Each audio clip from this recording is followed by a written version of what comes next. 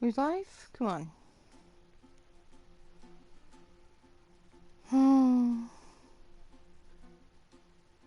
Nothing quite like watching the guides and all the videos about people getting Kave and Baizu early.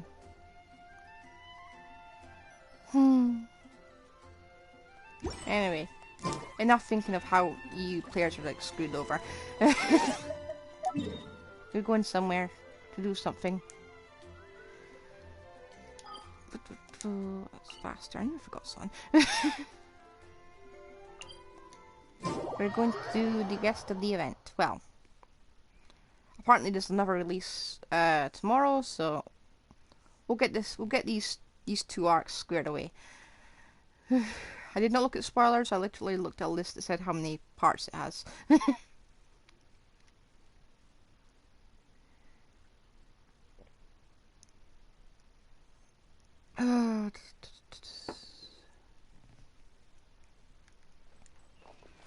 That way. Wait.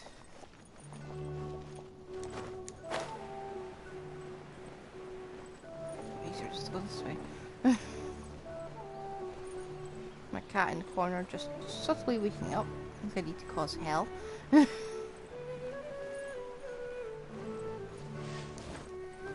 start with Dory. Let me just recharge. There we go. I feel like something's happened to the stamina meter. Dory! Let's talk. Let's talk business. Have you decided to buy information from me? Why isn't this voiced? Paimon's a little curious about your exclusive information. We need to hear the price first. If it's too expensive, then forget it. I'll sell it to you for the fixed price of 1 million mora.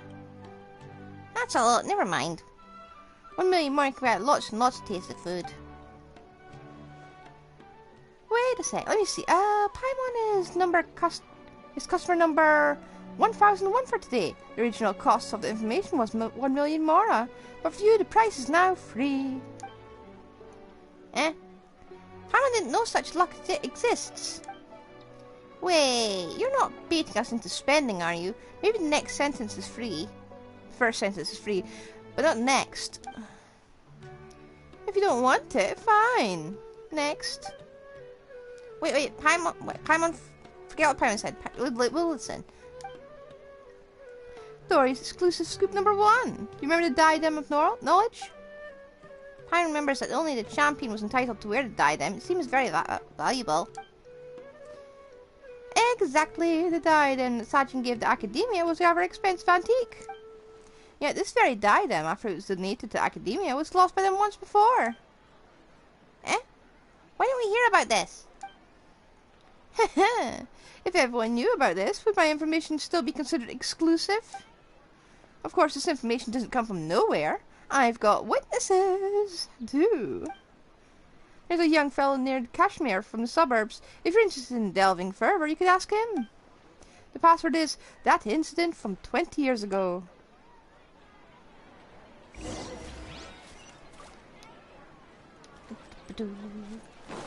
I just randomly decided to voice it because I didn't realise part of the event wouldn't be voiced. It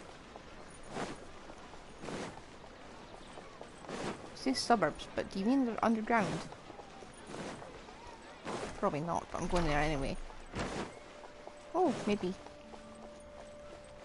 No?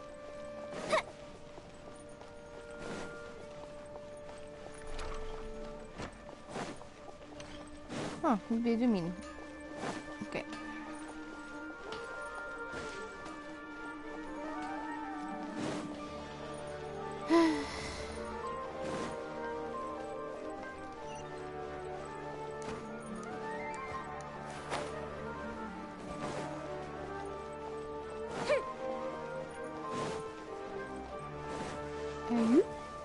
Oh, part is here. Oops.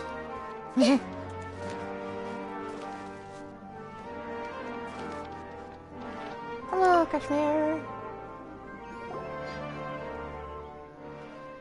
There you you guys? Is there something you need? That incident from 20 years ago? I guess I shouldn't have told anyone.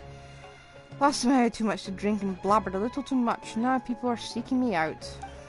Since you're curious, I guess I'll tell you. I was 6 years old 20 years ago, so I can't remember clearly what happened at the time. But recently I read the diary I kept when I was a child, and vaguely recalled the situation back then. The International Championship was also held that year. There were 3 rounds, the last of which was outside the city. I begged my mum to take me out of town to see it, and when she refused, I snuck out. And then? I ended up getting lost outside the city. In the middle of nowhere, there was no one around. I grew more and more frightened and began to cry. That's when I saw some strange creatures. I can't remember what they looked like. I only remember how as a child I stopped crying at the sight of them. Strange creatures? They must be... I don't know. They took me to the competition. Unfortunately, by the time we got there, it was too late. It was already over. Just when I was disheartened, I suddenly saw one of those strange creatures slowly dragging a crown along. It was a beautiful crown, shining in the moonlight, and I could not help but follow it. I saw the little fellow hide the crown in a hollow tree before disappearing. I wanted to touch that crown, but at that moment I could hear the distant cries of my mother. It turns out she'd figured out I was lost, and got her neighbours to look for me. I never got to touch it. It wasn't until I was older, when I saw the diadem of knowledge at the International Championship, that I realised it was the same thing. Alright, do you remember where that diadem ended up? It's probably in the Avidia forest, but I've been back a few times and I haven't found anything. No one would believe me, even if I told them. Alas, I can't even remember it clearly. Perhaps it was a dream I had when I was a child. Well, should we go looking for it? Yeah, let's go. I bet they're only showing the fake.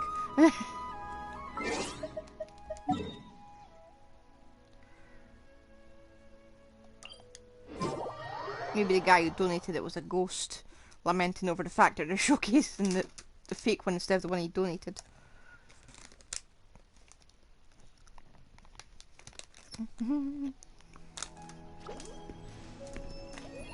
I got perfect crab.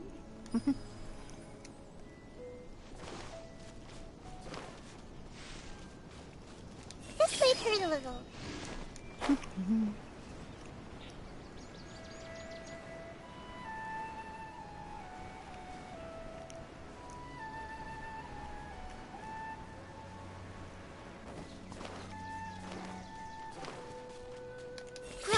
Grow! I see everything. Why am I suddenly picking up fruits?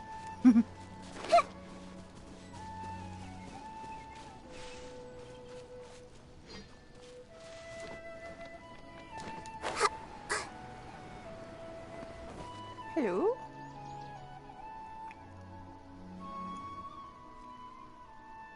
There's a hole in the tree. It seems completely empty. There's nothing in it. Wait, there's a note here. The good Nara taught AR60 how to read. AR60 must protect the good Nara. What's that supposed to mean?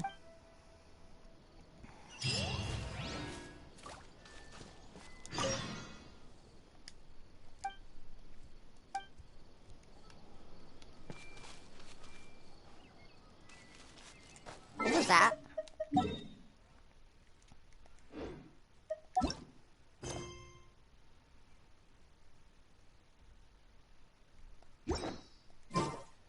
Let me just crawl up here.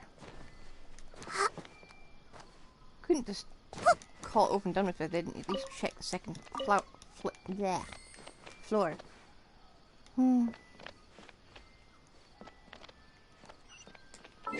I would love a house like that. Of course, it would have to have a ceiling, but I'd love it.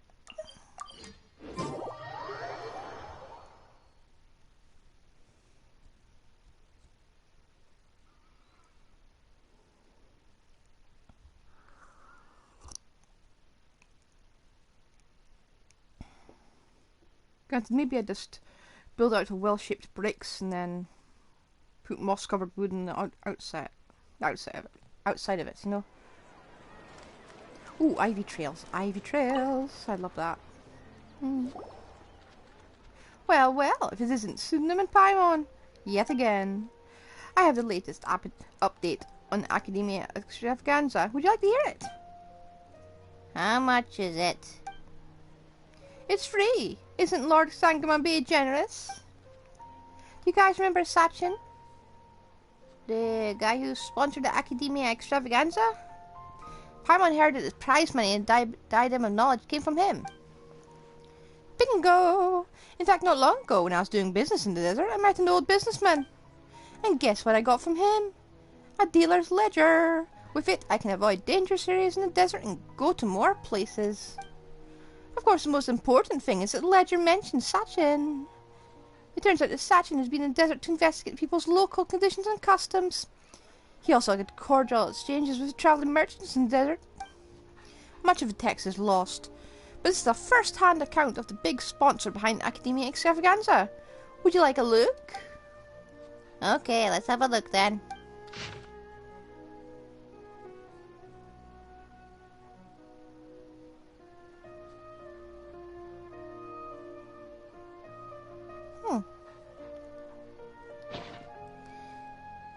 This is so very hard to understand, Dory. What's it mean? What does this all mean? I'm afraid if you need to analyze, it'll cost you extra million more. Forget it then. Well, since you're not paying, that'll be all for Dory's special news. But let me give you a hint. There's been someone here who's been to a lot of Academia Extravaganzas. Perhaps you could talk to him? To them? Yeah. Find someone old is what you're saying.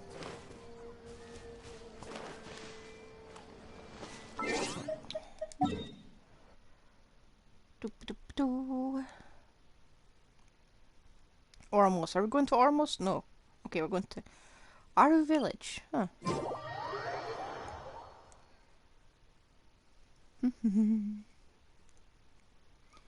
I don't know. How's my Dory voice?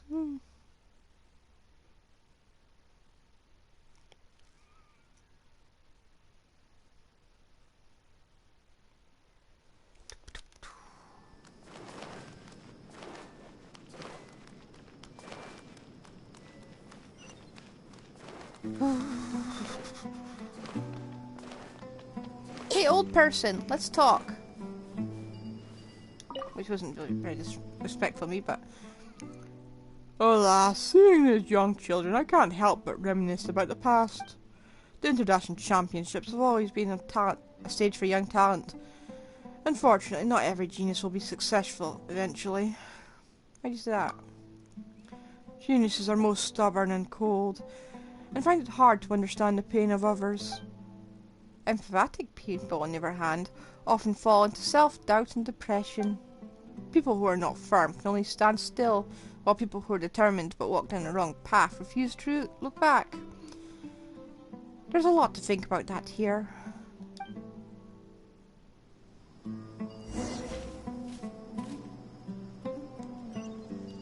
Well, you were useless. Oh, I just walked somewhere. Please tell me I didn't walk into another event. Oh, hello. Is it me, or are the bags under your eyes even darker than during the last round? Oops. Are you alright? Thanks for the concern, Kaveh.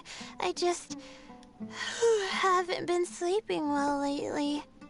Even though I try to fall asleep, I know the feeling. That happens to me too when I'm agonizing over my blueprints. Do you have any tips for dealing with that? To be honest with you, no. You could say there are many things that don't have a quick fix and can only be endured. I suppose you can think of it as something akin to an illness.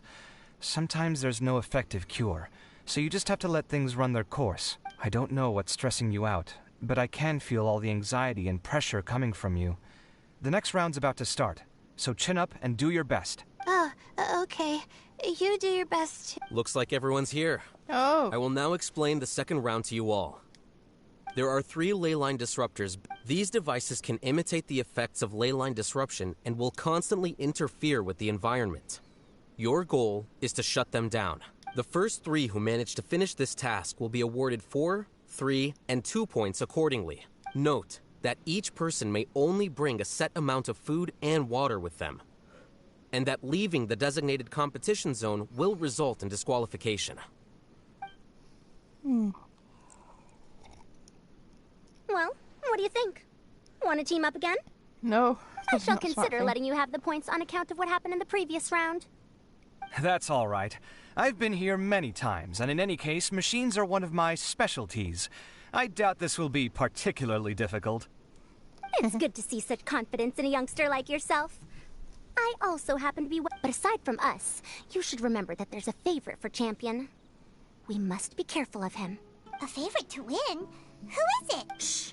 Not so loud. I mean that boy, Tainari. He took first place in the previous round, and if he does so again this time, we may as well declare this competition over. I heard that you solved the Vidya Forest's leyline effluence problem with him not long ago. Since this round involves resolving a machine-simulated leyline disruption, it should be a simple matter for him. That's true. It does look like his odds of winning are pretty high. He already has Kale, who is an excellent pupil. If he were to win this round as well, then wouldn't we just be letting him have all the fun? As his senior, it's my solemn duty to prevent such an inequitable arrangement from happening. I'm off. Good. I don't think Tanari's going to win this. 'Cause I'll it's get in going the as desert. well. See you later. Tanari's going to keel over from heat stroke. How are you feeling? I think I'm okay. But I'll take things slowly for now. Called it. Is this all the water we're getting? Sorry. That's what the rules say. Well, this round seems to be about how quickly you can shut down. I knew it'd be harder. So we'll either need to find the devices as quickly as possible, or we'll have to save our energy and wait for an opportunity. Okay, I'll head out shortly. Thanks a lot, Nilu. You're welcome. Please, take care of... Well, there goes everybody. So, who should we visit? Oh, right! Didn't Faros... No, let's not. Halfway through a goal, and I've stumbled into this.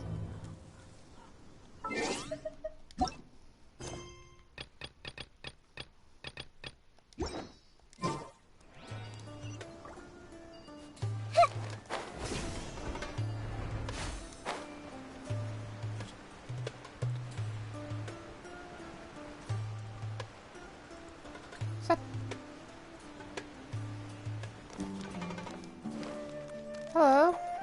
I'm not going to pronounce that name. For this year's Introduction Championship, my favourite has to be Sino. Aside from his skills as a general Mahamatra, looking back at the tournament's history, this... oops. Many say that this Spantama Darshan produces many talented people such as Cyrus, Ruzika, Lisa, Sino. The brighter the talent, the sooner the game will lose its suspense. The most exciting competition was still 20 years ago. At that time, my friend also participated in the game, and I went there to cheer for him. The last round was played in Avidia Forest. In the end, no one dared to approach them, and no one knew what was going on within the depths of the forest. Then I heard the Academia shut down the competition. Later, the Introduction Championship removed many of the events in which people fought to the death, that was only 20 years ago, discouraging people from being desperate enough to do so. What's your friend like? Let me think. He's honest, kind, but he's also vulnerable and sensitive. Most of all, he cares about us. When we drink together, our time is filled with laughter and cheer. It's just too bad that it's all in the past now. Among the friends we drank with, some died, some disappeared, and some now live in seclusion. They say fate is fickle. Perhaps it's true.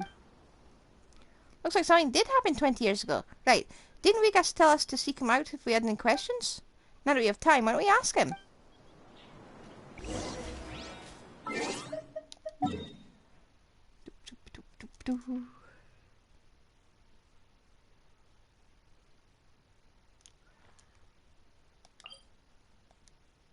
Oops, I went the wrong way.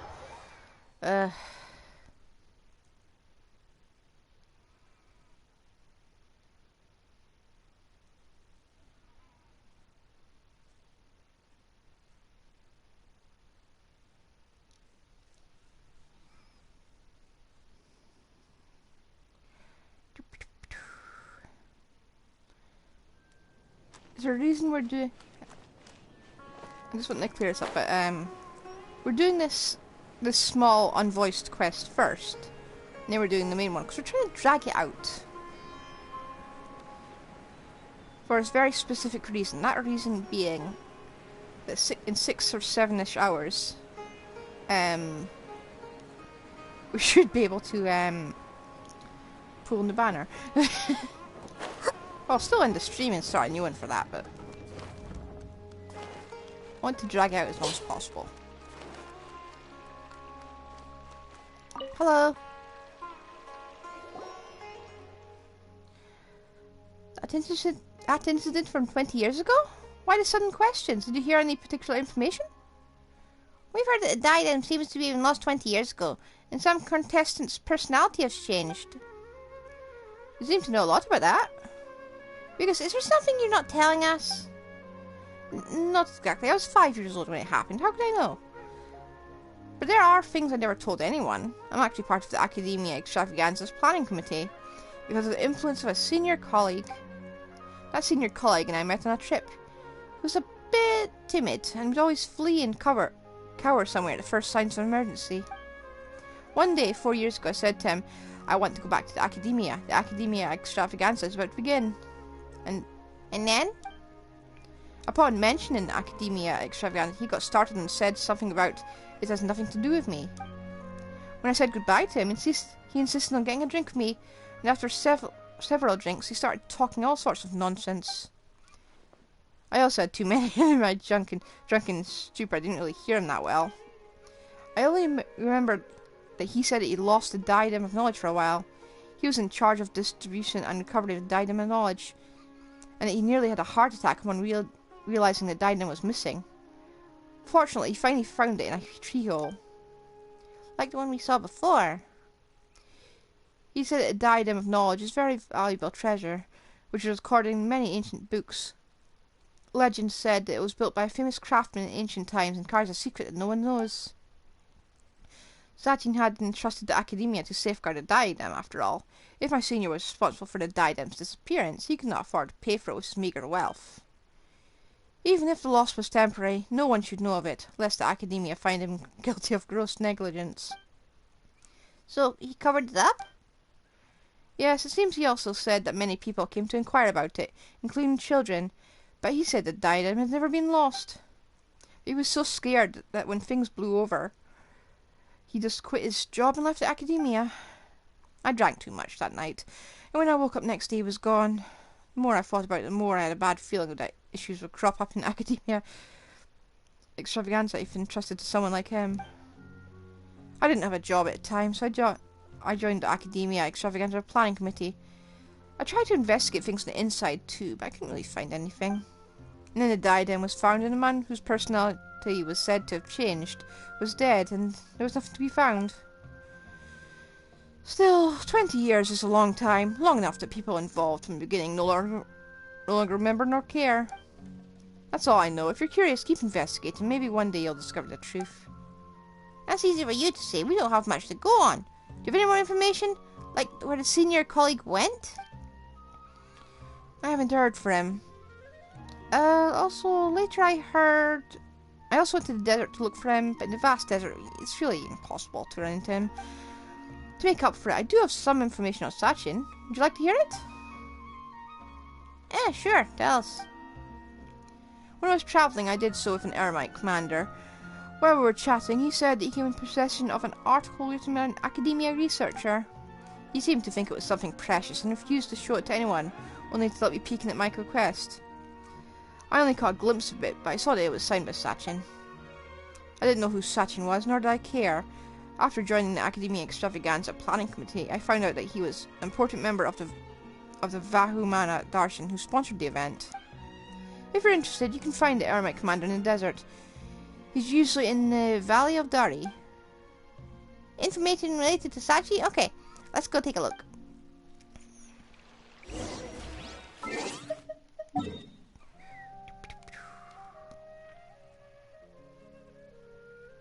I hope that event doesn't end in the background. Ooh.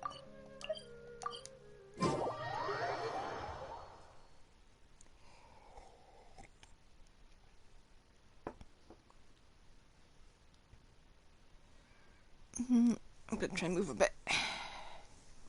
Pinned in my stuff.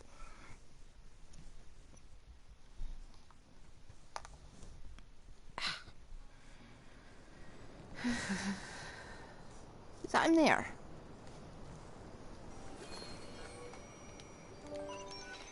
No. Oh. Hello. You aren't attacking us. Why aren't you attacking us? What do you want? Whoa, this guy looks real fierce. You say your piece or leave. I have no time for you. Actually, we heard you have Sachin's articles on you, so we were wondering if we could have a look. Are you kidding me? No, why would we ask that? Well, it seems you guys really don't know. Some time ago, I had the article appraised. Turns out, it's nothing more than a personal travel journal, and there's little value. He hired my father to keep him safe. That Sachin fellow would often walk, ask, write, and mumble. There was one time his papers were blown away by the wind. He said it was no big deal. My father, however, thought that things written by intellectuals must be valuable, so he looked around for them at night with a torch. None among my family can read. My father cherished this article and then passed it on to me. I had no idea it was completely worthless. Sounds unfortunate, but do you still have it? Yes, do you want to have a look? You can look at it as much as you want since it's not worth anything. There's no need for me to be so stingy. Huh.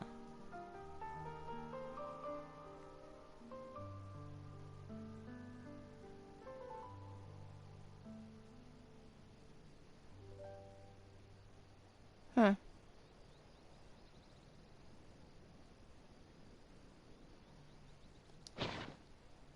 So this is the article that Sachin wrote.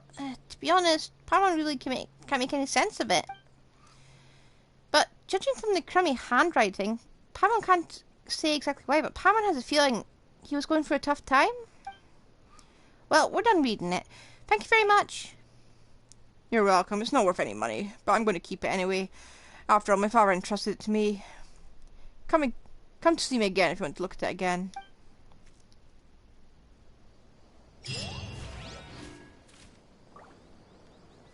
Hmm?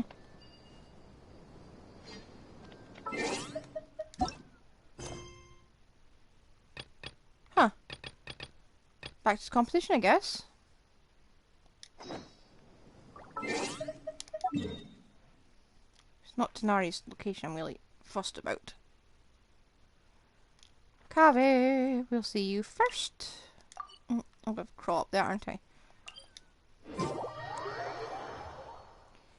We need a better way to indicate height maps.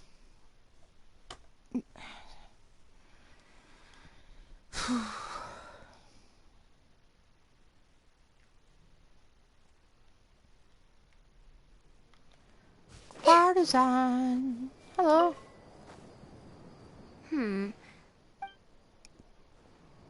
Haven't the foggiest. Have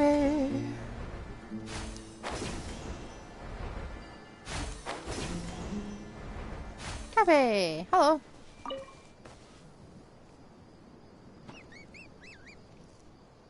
A desert fox? Why would there be desert foxes here? Oh, whoa! Stop biting my clothes! Hey! Commit it to memory. Oh. A desert fox? Because obviously a ley line disruption. Silly goose. Everyone hold hands. Oh.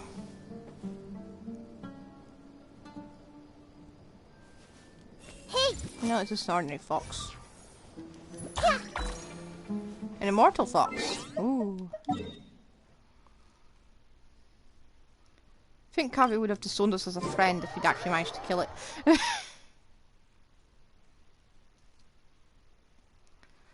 Doop, doop, doo.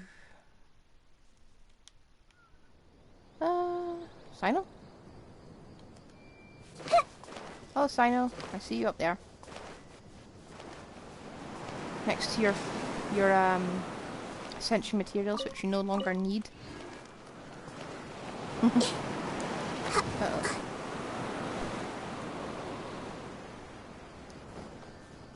Hello. The sun is especially intense today. I hope Tainari will be alright. Probably not. I should go check on him. Called it. Poor guy's gonna be like a wreck.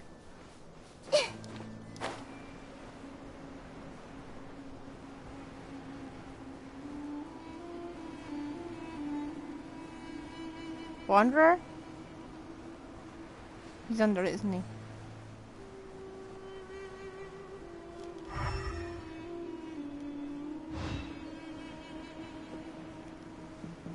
Okay, I'm gonna guess he's under it.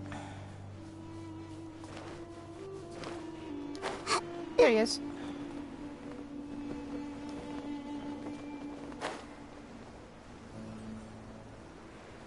Hello? This seems more annoying than the last round. That's fine, though. I'll find some place to sit and watch them scurry. Everyone hold It was hands. unpleasant as usual.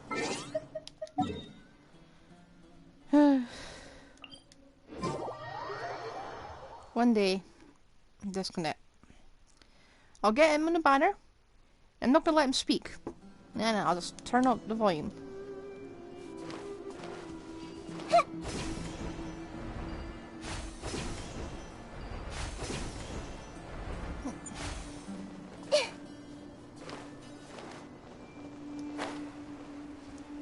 So who do we think's gonna win this, huh? This one at least. Not Tanari, he's gonna be out of it. He's gonna be out for the count.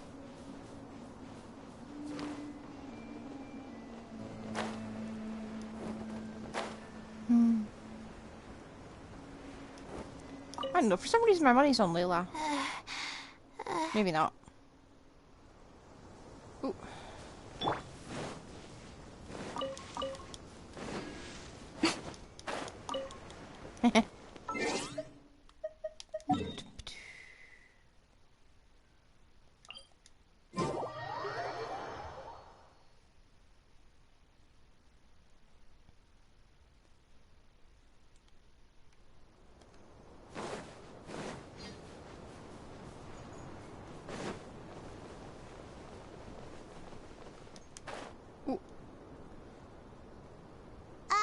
Hey, Tainari? Tainari! Huh? Weird. The locator says that he should be around here somewhere. Tainari! Can you hear us?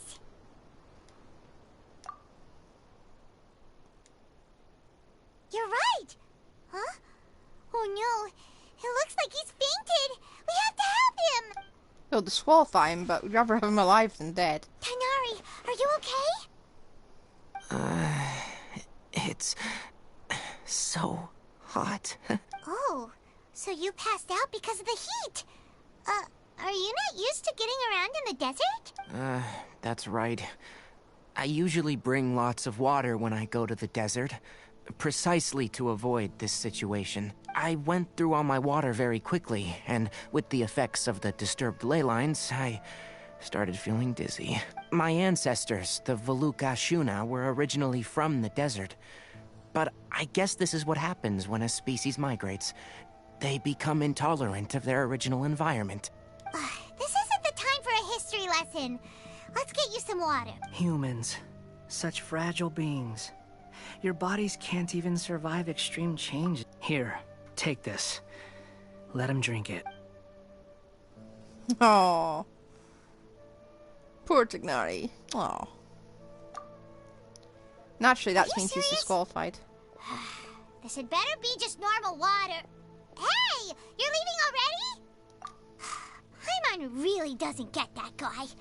What's he up to? Bet he just got mocked sign. Anyway, let's focus on helping Tainari drink some water first. I'm feeling a little better now. Thanks, you two. Oh, it wasn't just the two of us. Just now. Found you at last. Sino, you're here too. I was concerned, so I came back to check on you. Will you be able to go on? The fur on my tail is so dry, it's practically been singed right off. I don't see any purpose in pushing myself beyond what is reasonable. It appears I'm not suited to this particular round. I should probably just return to Aru Village and rest. Really? So you're backing out? Yes. I do have my results in the first round to serve as a buffer, so even if I forfeit this round, I still have a chance to turn things around later. Withdrawing now will allow me to conserve my energy. Continuing to push onward would be counterproductive. A wise decision. Let's get you back to Aru Village. It's fine. I can make it back on my own. Oh, stop trying to be so polite. Come on, we'll help you back to Aru Village. Aw. Poor Fluffy. You should have worn a turban or something. That would probably have helped a lot.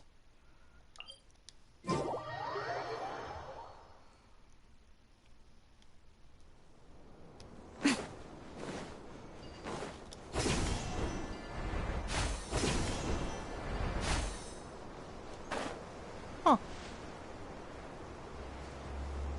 Ah, it's underground, isn't it?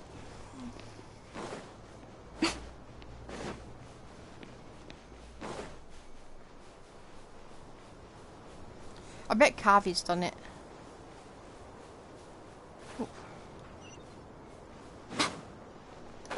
Oh, hello. Unexpected treasure.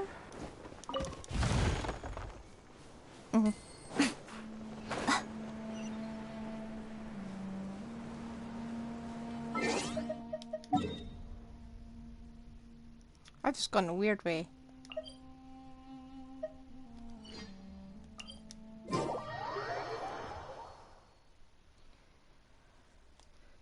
Okay, focus on Layla.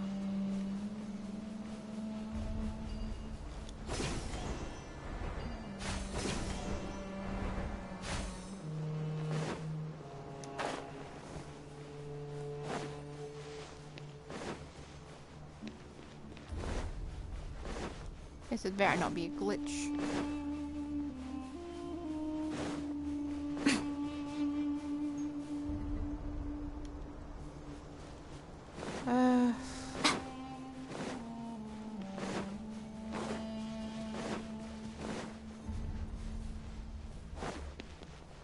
Isn't there a bit of...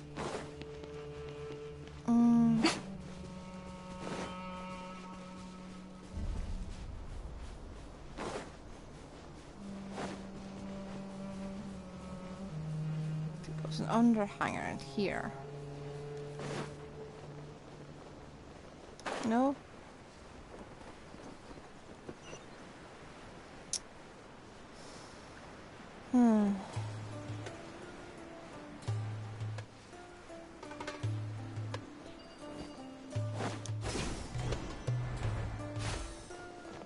Okay, I'm sure I'm gonna find it at some point.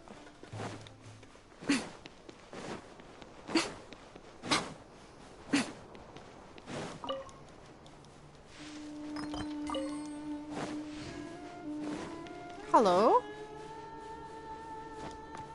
Cave.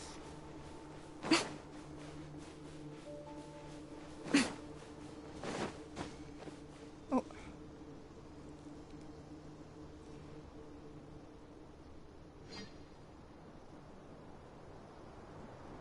How are you feeling now, Tainari? Do you want to rest some more? There's some shade here, so we can stop for a while. All right, let's do that. Someone should introduce Tanari to a turban. Just to reflect the heat with white cloth, you know?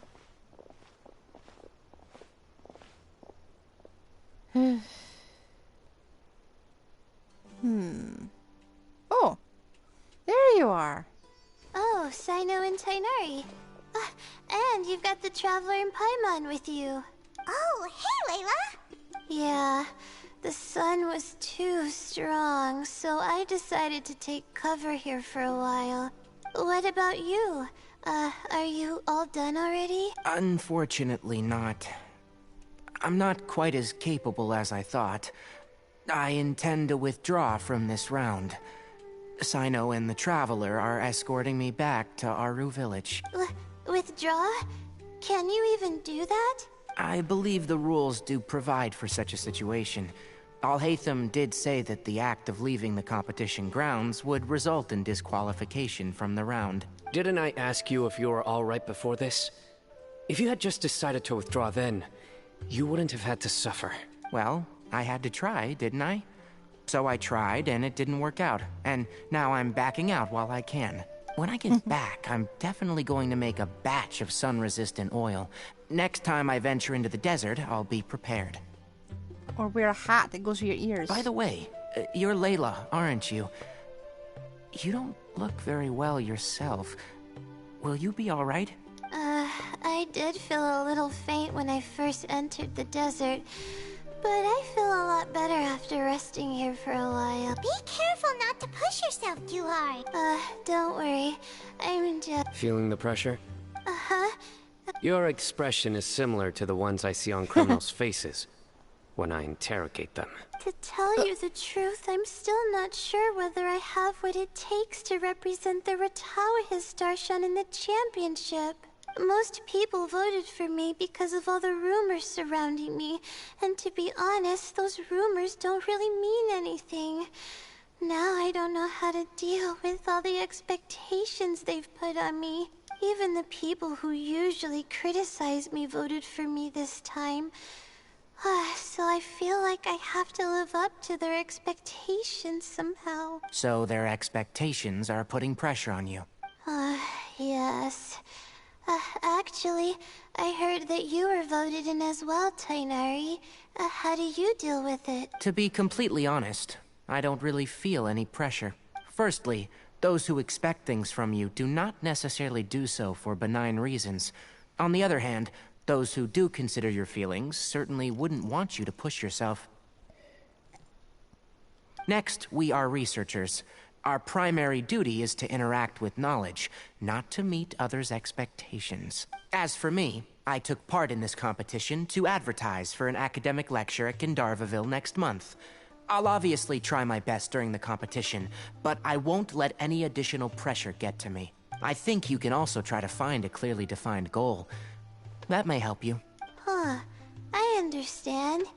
Thanks for your advice. I'm absolutely parched after talking so much. I've still got some water with me. No, I'll be all right. We aren't far from Aru Village, so I can go the rest of the way myself. You should get back to the competition. Don't you want to win that limited edition card? Yes. All right then. Your spirit will live on through me. Hey, don't talk like that. I'm not dead, Sino. Everyone, I'll be heading back now. See you after the round ends. Funny that Sino's jokes are funniest after he's doing it unintentionally. I'll continue searching for the ley line disruptors. Seems a dangerous thing to use as a competition. Are you feeling better now, Layla? Yeah, I feel like some of the weight has been taken off my shoulders after chatting with Tainari. It's been a long time since I first left my hometown to come to the academia, and every day here has been so precious. But of course, there have been some rough times. All sorts of complex astrological models, countless quizzes, and essays that took all my brain power to barely finish.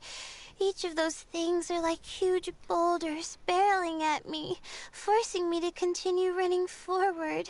When I was chosen as my Darshan's representative, it felt like another boulder was added to the ones already rolling behind me.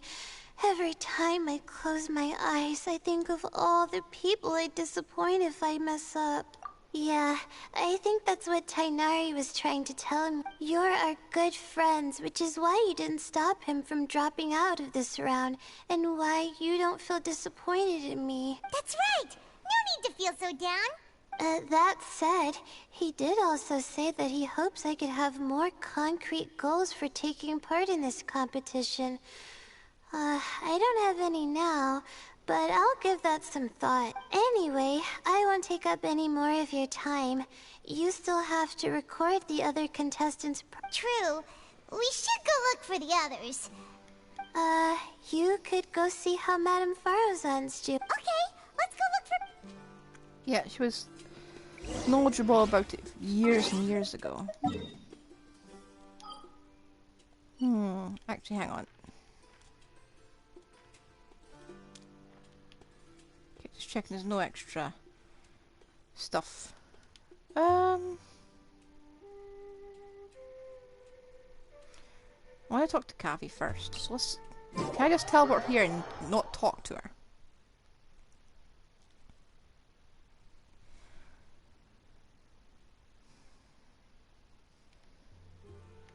Yes.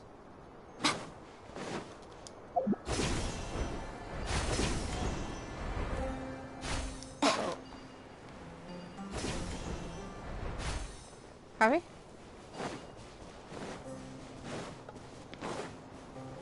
Oh, he's been ambushed by foxes.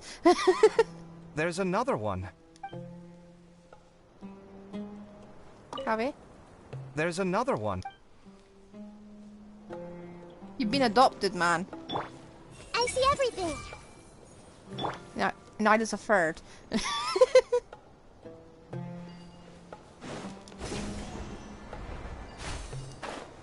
If I don't interfere here, he's gonna get ambushed by treasure hoarders. Sounds good to me. Right here, right now. Allow me. Fire hazard.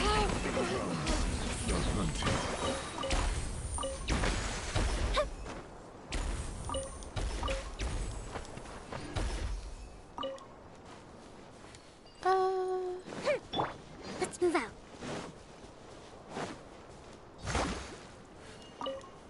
Here we are.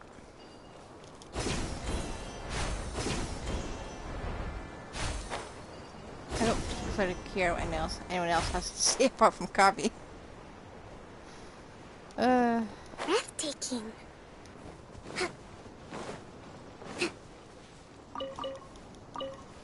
Oops, I picked up a scarab. Or two. Hey there, Farozan. Have you made any progress? Ah, you're just in time. I'm about to start digging right here. Oh, you found the ley line disruptor already? Such a simple problem could never confound me. Not long after entering the desert, I discovered a primal construct that was acting abnormally. So I followed it all the way here. Once I got near here, it suddenly disappeared. Something unusual must be happening around this area. You're a true expert, Madame Farozan. You know what to do right away. Well, I do happen to have more experience than most. But that aside, has anyone completed this challenge yet? Nope, not yet. Well then, I suppose I'll be the first. Oh? And He's not used to being out and about in the desert. I didn't think he would have such a weakness. I suppose he could use a bit more training. What about the others?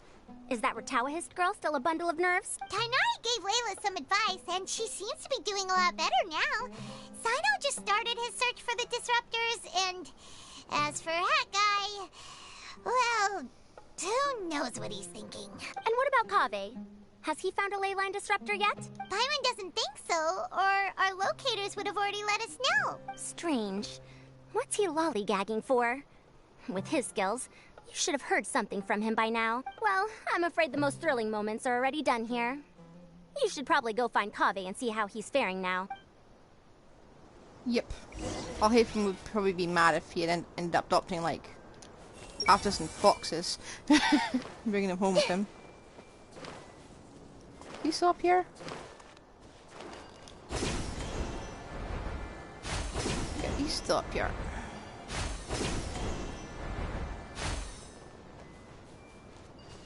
Oh, no, he's moved. Or do we down here?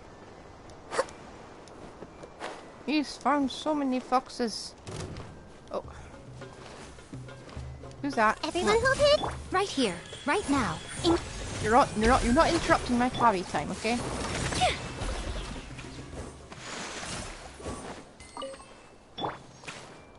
I see everything. One day I'll speak.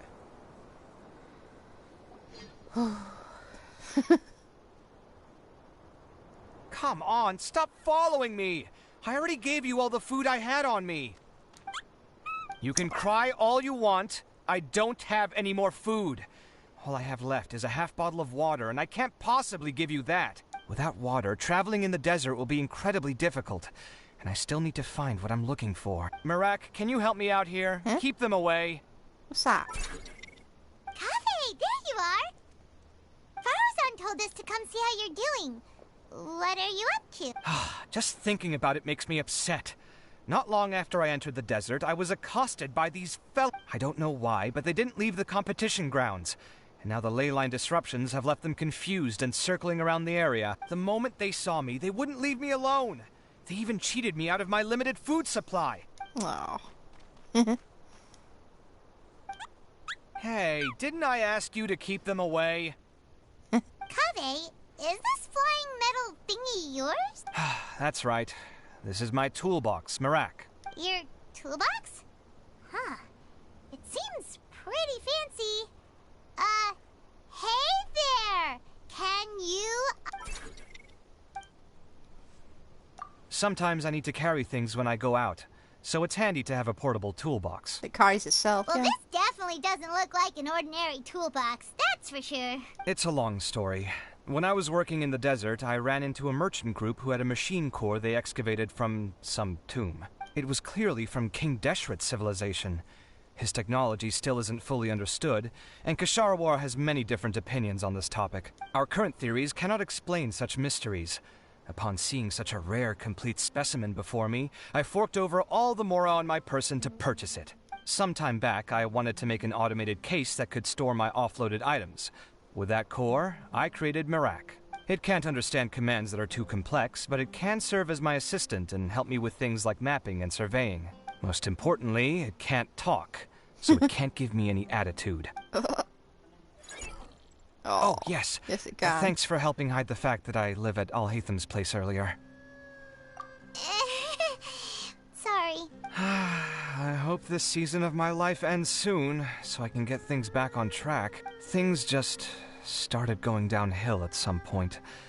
Maybe it all started when my mom remarried and left for Fontaine. Or maybe it all started when I spoke to Al-Haytham in the library. Or maybe it's because constructing the Palace of Alcazar's burned through my funds. I'm still paying off the debt from that one. Oh, when's this going to end? Join my team. We have free dental. And we now pay that I think about well. it, I guess we're all unlucky here. It's not like any of you asked to be trapped in a ley line disruption. Okay, let me get you all out. Kaveh, aren't you going to look for the ley line disruptors? Yes, but I can't just leave them here, can I? Oh, forget it. The more I think about this, the more I feel a headache coming on.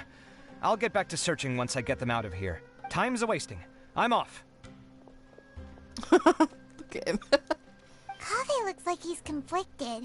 He really wants to win, but he can't ignore those he wants to help.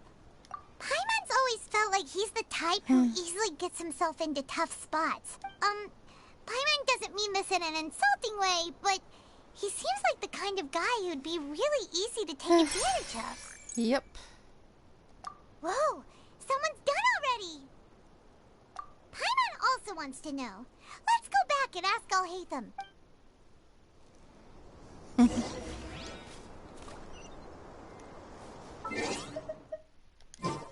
No, let's talk to Scabby. Is that him?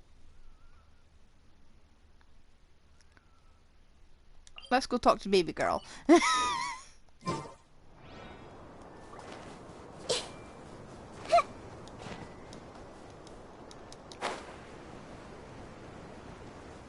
at these little troop of foxes. He's so cute.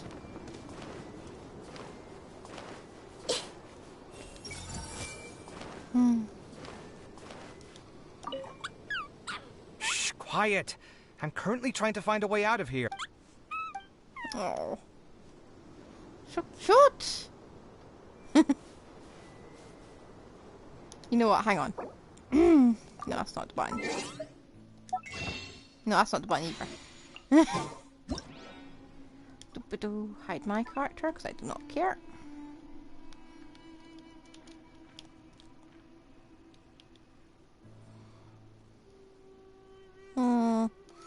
Even not the right angle for this.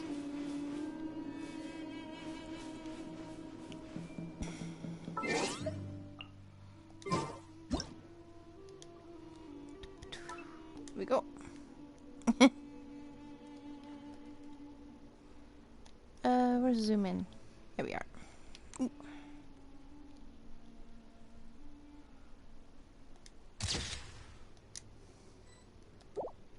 Maybe it's...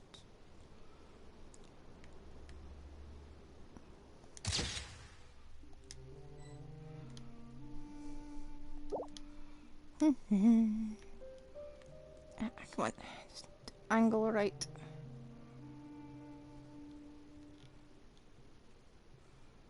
Ooh. Come on.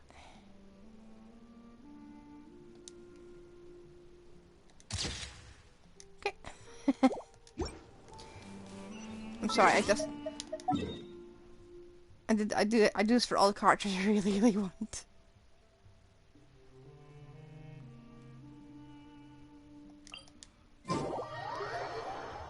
Bet it was Hat Guy.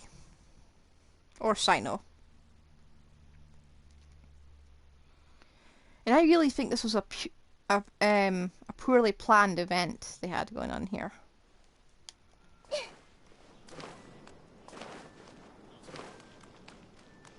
Hat Guy, hello.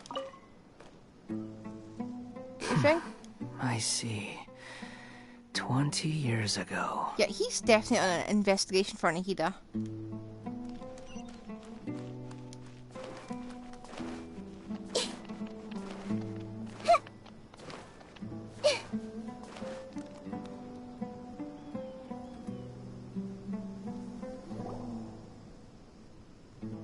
Verification complete. Congratulations on being this round's first winner, Sino. Ooh, so Sino was the quickest. I am from Spontamod, after all. We know a lot about ley lines, so finding a disruptor was never going to be particularly difficult for me. Since the Traveler and Paimon also happen to be here, do you have anything you want to say? Anything I want to say? My friend couldn't continue on, so failure was never an option. The bonds of yesterday will forge the road to tomorrow. That's a line from King of Invocations, one of my favorite works, and it sums up my thoughts right now. It might be a good thing that Tainari isn't here, or else he'd give Sino a good smack right about now. Oh wow, it's already so late. Everyone's probably running low on food and water. It'll only get harder from here on out. Something similar happened in King of Any thoughts on that, Alhaitham? I have no thoughts regarding King of Milu obviously wasn't asking about that. Deserts are much more dangerous at night, so this competition should be nearing its end. At the moment, only Farazan, Layla, and Kaveh remain. I wonder who the next person to find a disruptor will be. Wait, only 3 people are left? Tainari forfeited, and Sino's already done. What about Hat Guy? He also forfeited not long ago. Ugh, Paimon can't understand what he's thinking at all. But like Alhaitham said, this round's almost over. Let's go see what the other contestants are doing.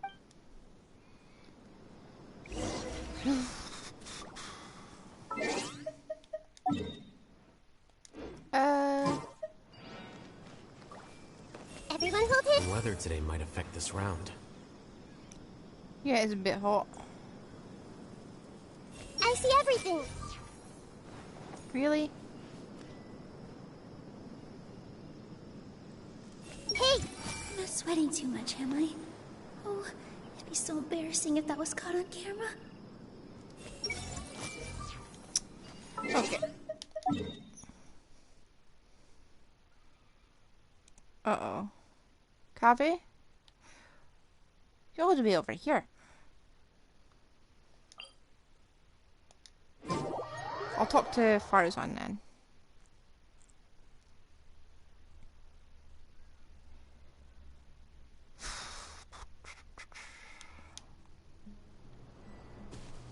Farazan, where are you? Farazan? Is she gonna be literally all the way down there?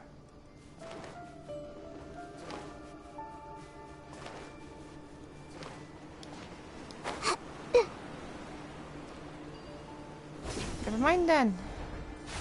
Let's go back to baby girl, who's probably still around here this way.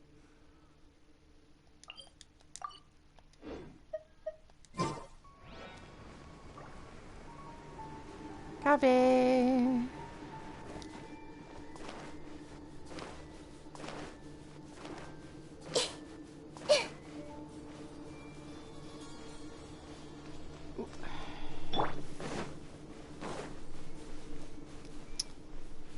Kind of worried about him. He's still here. Come on. Shh, quiet. Oh dear, he is actually lost.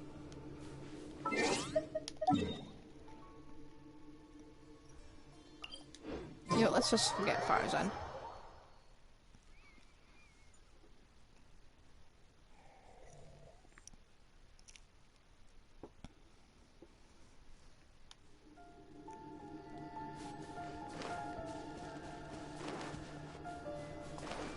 Oh.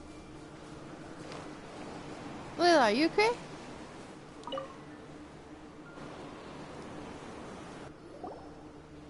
This is a horribly arranged Hello event. again. You know, it suddenly occurred to me that you guys have had to do a lot of... Really? The desert's getting colder now that night's falling. Has anyone... Sino's already shut one down.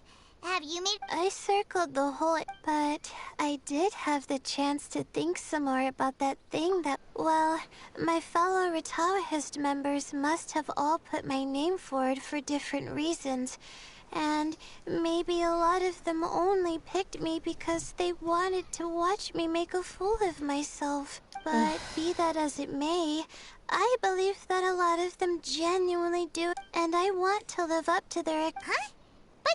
Huh? Of course, that comes with some amount of... That may not sound like a huge difference to you. Well, that's great! Also, now that... I think... But the competition... Wait! You're... Good to see you too.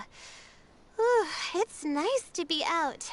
Feels like I've been cooped up inside for quite a while. Well, since I'm here, I guess I should help her finish this. What are we supposed to... Let me see. Come with me, you two. We've got it on camera this time, so Layla's going to look at it and think, whoa. Do you ever get the feeling that the ley lines have a regular flow? Similar to the way that celestial bodies follow fixed orbits. How can you be the main voice of If we were Layla? looking down from on high, I wonder whether we'd find that the ley lines are just the reflections of the stars upon the Earth. Not all astrological phenomena can be directly observed. Some are deductions based on other details that we know. It's the same situation with the ley lines. The parts of them that are hidden underground can be identified via elemental energy, sound, and other phenomena.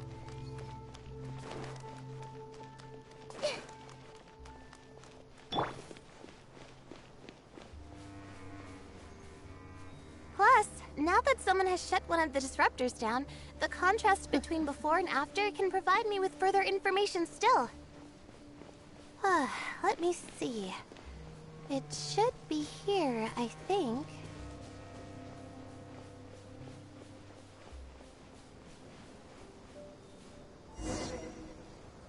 Huh. This should be it, right? I'll turn it off. That should restore the ley lines in the area to normal. Nice work!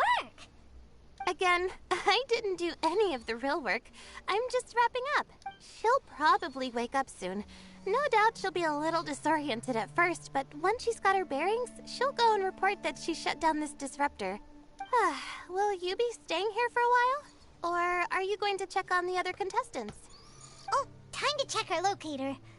Whoa, it looks like Kaveh and Farozan are headed towards the same place. Perhaps they're about to find the last disruptor. Also, speaking of Kaveh, he's an interesting one. Huh?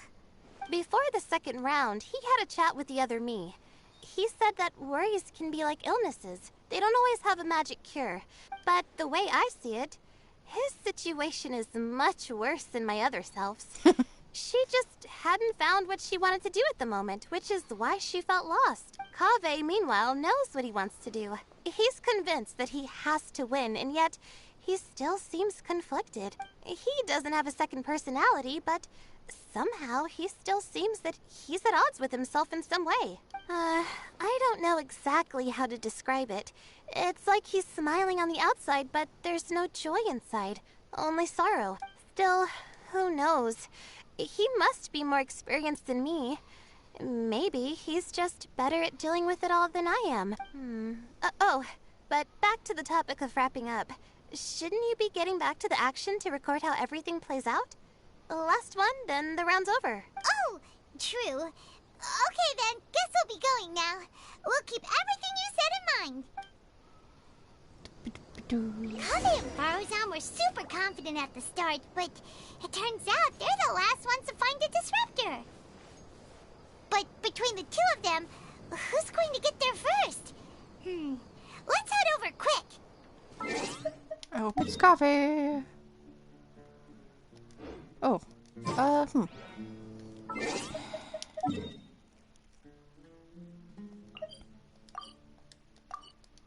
Here we go.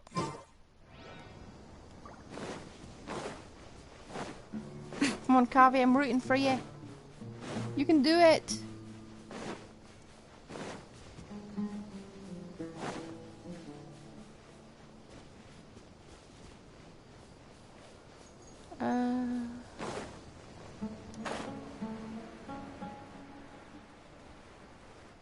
No. It should be around. Finally found it. Uh-oh. Kaveh? Oh, Madame Faruzan. And here... Faruzan, Kaveh! Oh, looks like I didn't expect that you and I would find a disruptor at... Tainari and Hakai forfeited, while Sino and Layla are already done. You two are the only ones left. Huh? Yes, I kept digging, but instead of finding a disruptor, I found a ruin. I fell down pretty deep, and it was completely dark in there. It took me quite some time to unlock the various mechanisms and return to the surface. That's actually really impressive. Finishing a week's worth of trials in such a short time. Huh. That's pretty amazing, Madame Faruzan. What about you? Why are you so late? I encountered a lot of lost desert foxes along the way, and I brought them to the outskirts of the competition. When I woke up, it was already night. A most curious reason indeed. But are you sure you're all right? It sounds like you were in an incredibly dangerous situation. Join my team. You said you We'll were never familiar face with the situations desert. like that again. The way you handle problems... It does feel rather at odds with your title as a genius. It was problematic, but that had nothing to do with me being a genius. It was my decision. The way I did things wasn't optimal, but I wouldn't have been comfortable not doing it either. My conscience would have weighed on me. Youths these days. Each stranger than the next. But back to the main issue at hand. Since we are both very certain that this is where the final leyline disruptor is, let's dig it up then. Well, this is indeed it. Of that there is no doubt. But how shall we count the score this time? Give it to Kaveh, he needs a win. What is it, youngster? You seem relieved. Oh, nothing. I was just thinking that this round's finally over. There shouldn't be any more innocent creatures getting wrapped up in danger. As for the points, I guess we can draw lots again later. I can't think of anything better. All right, in that case, let's all head back to Aru Village. Paimon thinks you'll both need some water and rest. Yep, because you're delicate little snowflakes compared to us. We can run from one end of the desert to the other.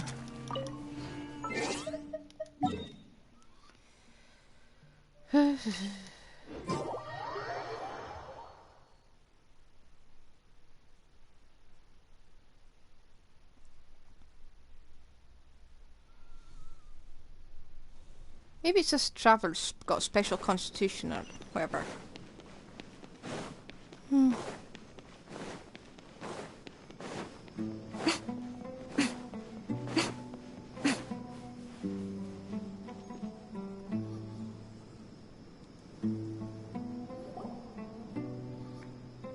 Looks Farzan, like the please second just round let him is have over. it. I wonder who is faster, Kaveh or Madame Farzan? Huh? Where's Madame Farzan? She went to get water. She'll be back shortly. We basically arrived at the same time, so we'd like to draw lots again. You get caught up in something so easily, like drawing lots. I'm not caught up in anything! Don't make it sound like I take pleasure in having bad luck! Really? Then should I say that you have a curious affinity for drawing lots? I'll go get the box and slips of paper for the lots. Please wait a moment. How about we represent Kavi and we pull it instead? Oh, here we go again. Let's see how I fare. She's gonna win it. Oh wait, what? I got it! Did you see? Congratulations. Looks like Kave's luck's taking a turn for the better. Oh, finally! After all this time! It looks like you've been rewarded for your tribulations in the desert. This round's points are yours. And with that, our second round is Yes, done. he was indeed in danger. Sino, You Layla, weren't and there to Kave help are him. our victorious contestants. As for the current standings, let me see. Sino and Layla both have 4 points, putting them both in first place. The rest in descending order are Tainari, Farazan, Kave, and Hakai. The next round will be the final one. Please rest up before then, everyone. I heard that some stalls at the Wisdom Gala are debuting new games, so feel free to drop by if you're interested. Otherwise, see you next round. Yay. Kavi. Kavi. He's gone.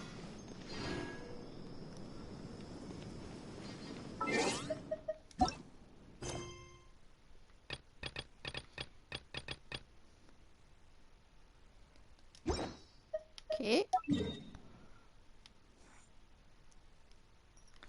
So where is Kavi right now? Is he still in Aro Village, or is he elsewhere?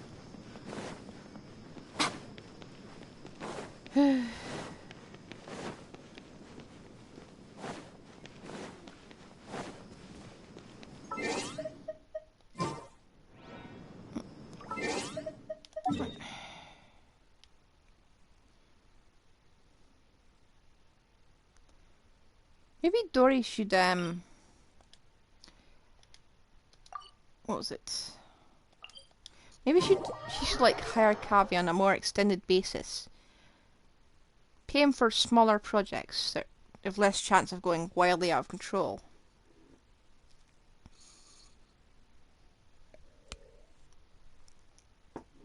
I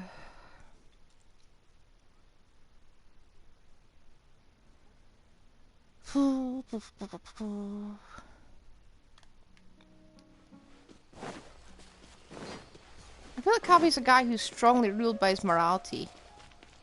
Even if it puts him in like horrible situations.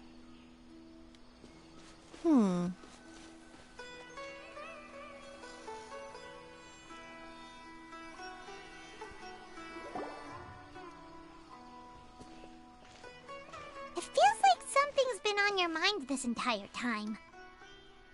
Yep. Traveler, Paimon. I finally found you. Hello. Finally? Did some... Don't you feel like there's something off about this year's Academia Extravaganza? Yep. When Candace and I were at the cafe earlier, we might have caught sight of some mercs on business. Thing is, they were disguised as tourists here to shop. But no disguise can mask the stench of blood. Just from their suspicious looks, I bet they do dirty work like kidnapping or assassinations. We eavesdropped on them for a while. Their target seems to be someone called Sachin. Sachin? Isn't that the person who Karina mentioned during the opening ceremony? He's apparently the sponsor behind the competition prizes and the Diadem of Knowledge, but he hasn't shown himself at all. Sounds like a rich person, all right.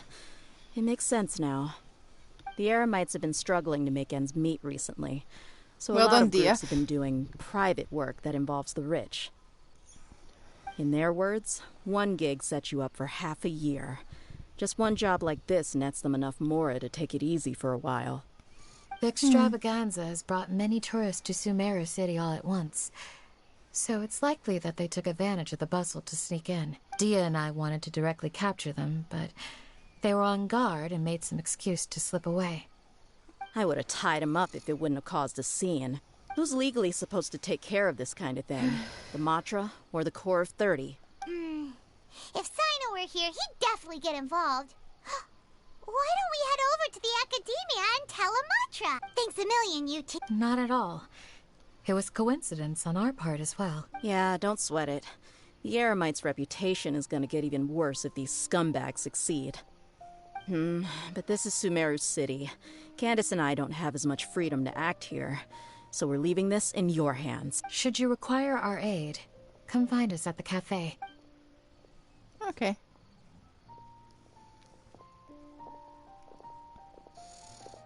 Paimon's noticed that something's bugging you. Is it the extravaganza? 'Cause Paimon's starting to think that there's more than meets the eye here, too. Wait.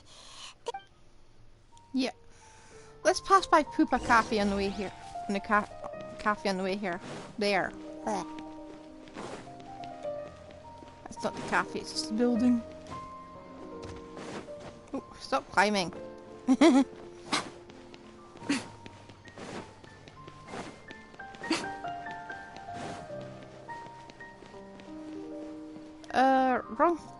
Wrong place, but I'm looking for other contestants, you know? Maybe I can find Kavi in here.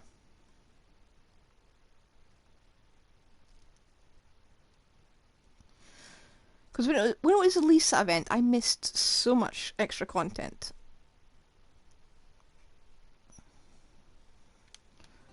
It'd probably help if I actually looked at a guide.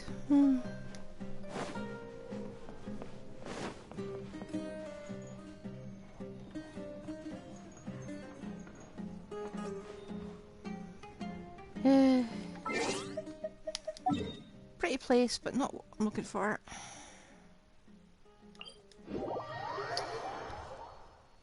Oh well, let's forget the cafe for a while. If I'm really that desperate, I can look it up later on YouTube. But I am that desperate. Ugh.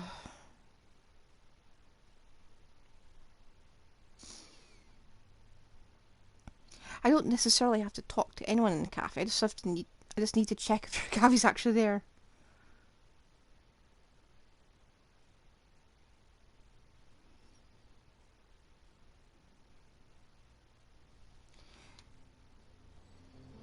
You know what? Fine, I will.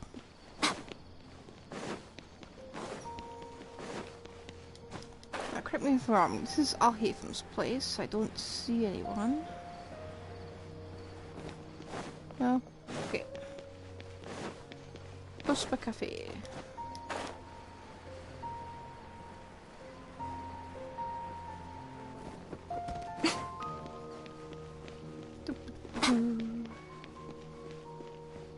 Wasn't this way?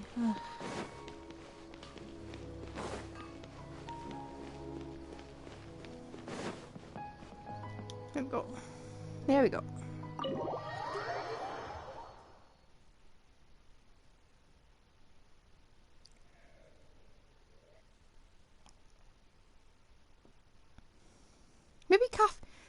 Maybe Kavi does win this. I mean, tomorrow's going to be his banner release, so it'd be a shame if he didn't.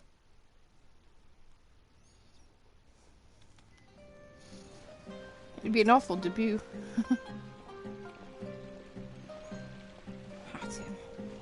How many free meals has he scammed out of us? Kavi?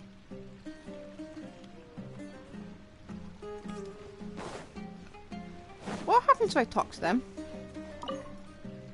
I'm surprised anyone has the guts to try to pull off some. What would you do if a sum of more? Come on, first thing off the top.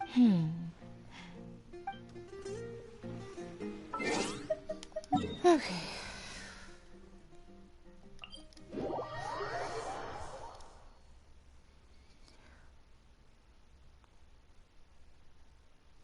Imagine if Alhaven had come home and he's suddenly faced by 3 foxes. And then suddenly told he's got pets. I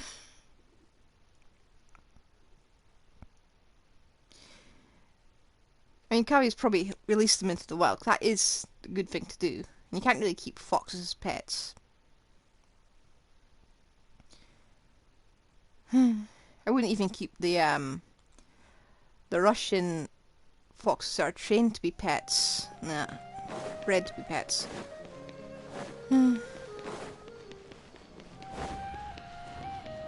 Whoa! Woo!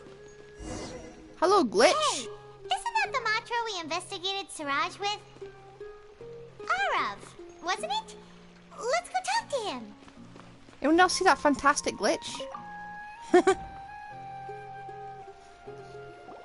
Hello, both. It's been a while. Do you have any issues to report? Yep. Someone's planning to kidnap Sachin. Goodness. Though I suppose it's not all that surprising. The growing popularity of the extravaganza has given him quite the reputation boost as its sponsor. He's seen as one of these super rich types. Well, since he's got a target on his back now, shouldn't you send... To tell you the truth, we've thought about doing just that. However, Sachin apparently prefers to spend most of his time out doing field work, and hardly ever comes back to Sumeru City. No one has been able to contact him.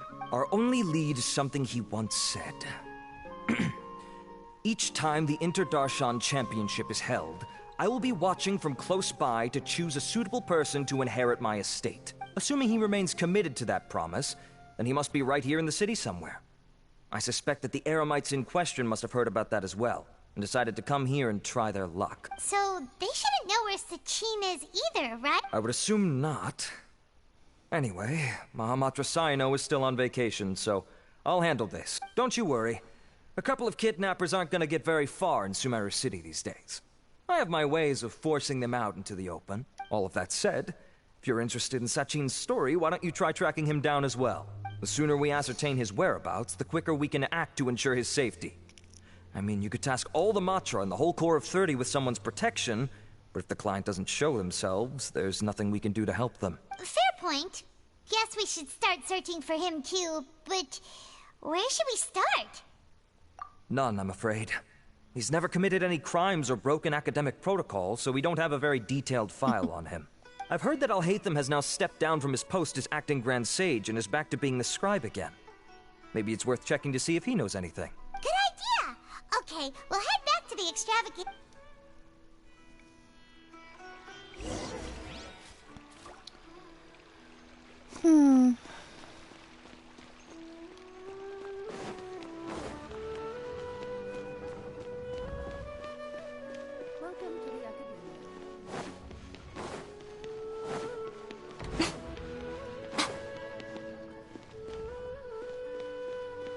Just trying to think where Kavi would be.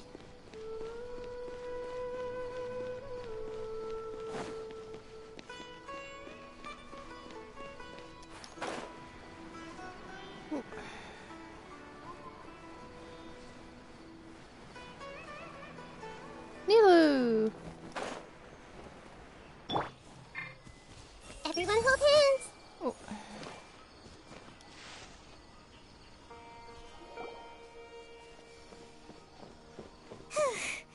Hey, Nilu! Have you seen Alhaitham anywhere? Alhaitham? Why, what is it? I bet he's fussing over We're trying to Kavi. track down someone and we need him to pull up some records for us. Oh, I see. Sorry, I don't know where he went. He's always the first to leave after the competition ends, and he never tells anyone where he'll be going. Huh. Yeah, actually, that sounds about right for him. Let me think.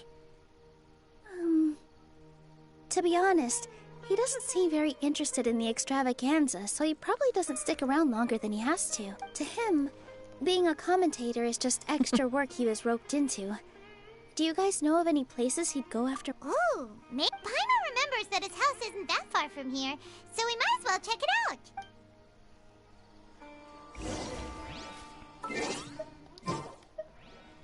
Anyone else here? Nope.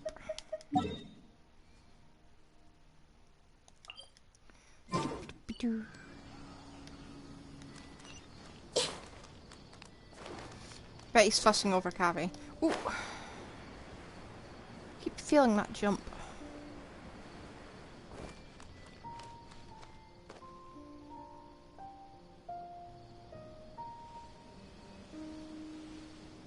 Let's try knocking.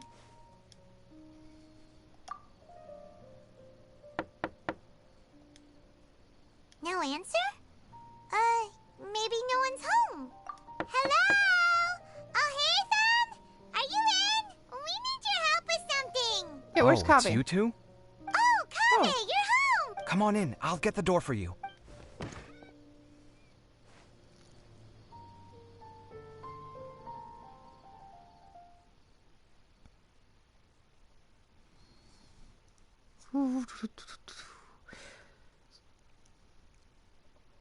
So he is being fussed over. We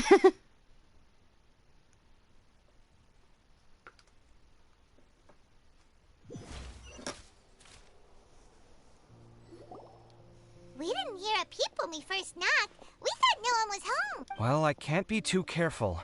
If someone from the academia came here looking for Alhaitham, and I opened the door for them without thinking, before long the whole city would know that I'm living here. I bet you already do. You're pretty conscientious about this, huh? So, what happens if someone comes inside looking for him while you're It's fine, as long as I stay in my own room. Anyway, why would someone just barge in here looking for him? Most people have better things to do. Fair enough. So do you know where he is at the moment? What do you think? Who knows what he does in his free time? All that matters to me is that he's out of the house. I wouldn't call it that. He's just incapable of saying anything pleasant at all. I told him how the second round went. I won the lot draw, remember? Because of good karma, of course. My luck's on the rise. But him, being him... Oh, you wouldn't believe what he said after I was done talking! You're always quick to remind me that you're my upperclassman, and yet you do not problem solve in the manner becoming of an upperclassman. This begs the question of why we attach prestige to seniority at all. What does he mean, manner becoming of an upperclassman? What, am I supposed to earn the title of upperclassman now? And he didn't stop there. He said, I'd encourage you to reflect on why you've ended up having to rely on luck every round. Frankly, it's incomprehensible to me how you've managed to make it to this age without acknowledging the proverbial elephant in the room of your life. Yeah, that does sound like something Alhaitham would say. I've had it with him. Every time I talk to him, it's the same way. He finds a way to infuriate me every single time. Anyway, the disdain is very much mutual between us, so I'll be moving out as soon as possible. I'm actually packing my things right now. He'll have to get used to doing his own cleaning and tidying from now on. See those perfectly hung paintings on the walls? They're coming with me too. If his life wasn't utterly devoid of artistic sensibility already, it certainly will be after today. Wait, you're moving out already? But the competition isn't even over yet. How can you afford it? Well, obviously I can't just yet. I'm just packing early to get ahead of the game. I've got my new place picked out already. The moment I have my hands on the prize money, I'm going to buy it and move my things right in. It'll take me 3 days tops to move out of here for good. I now know what I have to do to achieve this goal. No matter what happens in the third round, I will win.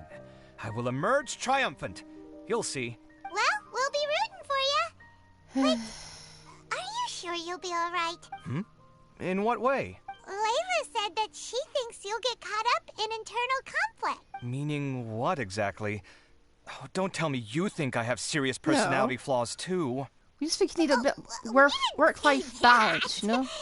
But think about it. You say you want to win, but you also turned Farozan down when she offered to give you her points. Plus, you took it upon yourself to help those desert foxes. Wait, what's so unusual about all that? I gave you my reasons. I would have felt guilty otherwise. Where's the conflict in that? Well, when you put it like that, yes, why indeed? It's a good question. I guess it's just in my nature. Plus, if I just did nothing, then there'd be no escaping the blame if something bad came of it later down the line. But thinking like that all the time must make your life so exhausting. Not to mention that by helping out, you put yourself at risk. Fainting in the middle of the desert, for example. Was that really worth it? You need to create boundaries for yourself, Kaveh. It's complicated. Look, let's maybe leave this conversation for another time. What was it you needed Alhaitham's help with, anyway? Sachin? Huh. He did actually mention a Sachin recently. I remember he brought a few documents home that day. He was thinking out loud as he looked through them, making some notes and doodling as he went. He even suggested that I should take a look, but I didn't. Give me a moment. Let me go find them. So many books.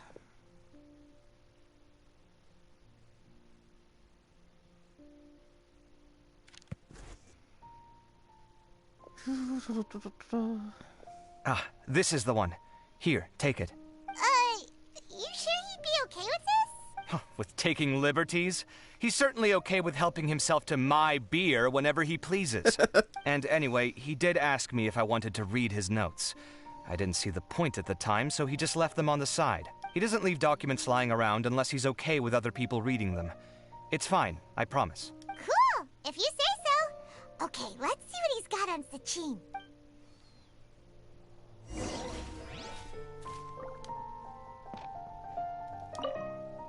Let's read. I'm not reading this. Do you want me to read this?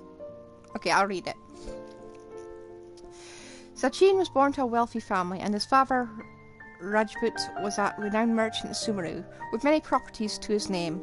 At the age of 9, Sachin rolled into Vahumana and achieved excellent grades. At the age of 15, he completed all of his courses and graduated first in class, his accomplishments greatly lauded by the sages. At the age of 16, Sachin ventured out and began to research the local environment and customs. His travels took him throughout Sumeru's rainforests and deserts. When Sachin was 23 years old, his father Rajput passed away. Sachin returned to Sumeru city to take over his father's business and spent 2 years here. At the age of 25, Sachin once again ventured into the desert to conduct field research. Records shows that he travelled with a caravan and lived in Aru village for a period of time. At the age of 32, which is a huge gap, at the age of 32, Sachin returned to Sumeru city. He looked withered and weary, his mental state in shambles. Much speculation arose among outsiders, but Sachin locked himself in his room and did not respond. At the age of 33, Sachin entrusted all of his properties to the academia and pledged to donate all proceeds to the academia. He then wrote a contract regarding the use of proceeds and property ownership. The following is an excerpt quoted from Sachin when the contract was signed. A minimum of 30% of all revenue generated from the business will be used to fund prizes for the Inter-Darshan Championship, which will encourage young prodigies to actively participate in the competition. I will also be donating my entire collection, with the most prominent item of which, the Diadem of Knowledge, will serve as a symbol of great honour in the Inter-Darshan Championship. Only the winner of the competition may wear it. In addition, the Academia is only given the right to maintain and manage my properties. Ownership of them does not belong to the Academia, nor does it belong to me. Each year when the Inter-Darshan Championship is held, I will keep a close eye on each candidate. If I particularly identify with our participant, I will reveal myself. I will then bequeath all my wealth to this individual who I judge worthy of my acknowledgement. They will have the usage rights to all assets and proceeds under my name. I hope the Academia will respect any and all decisions made by that person. After the contract came into effect, Sachin returned to the desert to continue his investigations, but there has been no word of him since then. Many claim to have seen him in the desert, but none of such claims have been verified. 20 years have passed since then. That was a lot of information. Paimon's getting a headache. So, to sum up, Sachin put the Academia in charge of managing his estate and went off to do research, right? He even said that if he really liked one of the contestants, he wouldn't just give them a reward, but his entire estate as well. Oh, that must be worth heaps and heaps of Mora. What? Are you serious? All of Sachin's wealth, that's more than I could spend in a lifetime, surely. Heck, if I got chosen, I'd be able to pay off all my debts, then buy a new place, and still have cash to burn. I could build another Palace of Alcazar's Array, except this time, I'd make it 10 times bigger. You'd end up in debt again. Oh, then there's that new project in Port Ormos, of course. The bridge renovation. To do it properly would take upwards of... Hey, snap out of it! You're getting way ahead of yourself there, mister. You're right. First I need to focus on winning and moving out of this place. Baby steps, baby girl. Wait a moment. There's a loose slip of paper tucked in between these pages. Did Alhaitham write this? It looks like he was jotting ideas down as he was thinking things over. Let's see. 2 phrases have been circled. Sachin, dead or alive, unknown. And Diadem of Knowledge. Some of this stuff is just plain incomprehensible. Is this written in some other language? Let me see. Huh. I recognize this script. Give me a second. Lofty ideals may provide no defense at all against nihilism, but perhaps little decisions can. That's a rough translation, anyway. I can't guarantee it's 100% accurate. There's another smaller line of text underneath. Why would he bring that up? Wow, it's so cool that you can actually read this script! We worked together on a project once when we were students. The title was Decoding the Runes and Architectural Philosophy of the Ruins of King Deshret's Civilization. I had to familiarize myself a little with this script at the time. Oh, interesting. So, any idea what Alhaitham meant by all this? Who knows? The way his mind works is one of the great mysteries of the world. Fair enough. Well, guess we've learned all we can here. Yeah, he better catch those crooks. But until then, let's just head out for a stroll.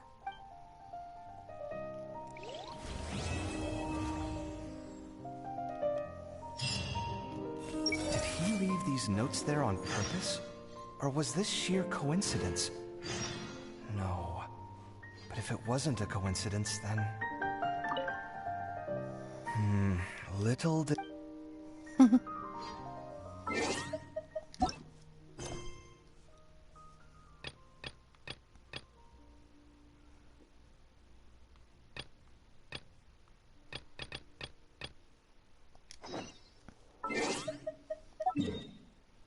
Bye, Cabby.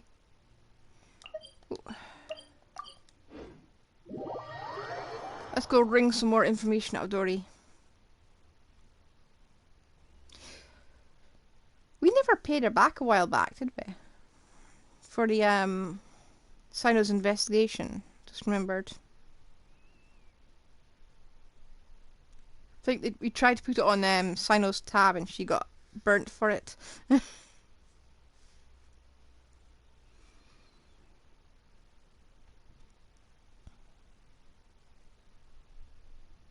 I think he was trying to arrest some of her informants or whatever. Or they just shut her down really fast. Dory! Dory?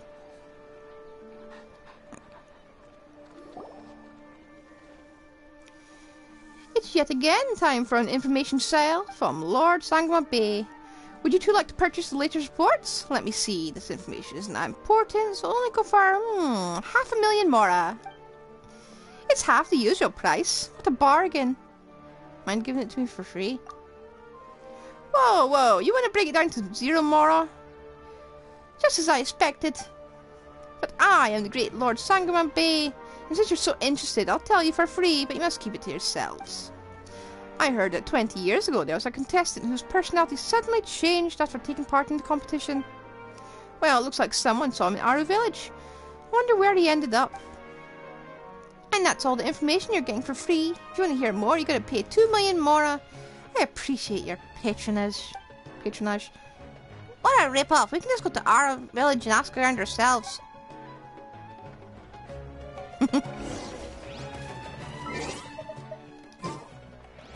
I see everything.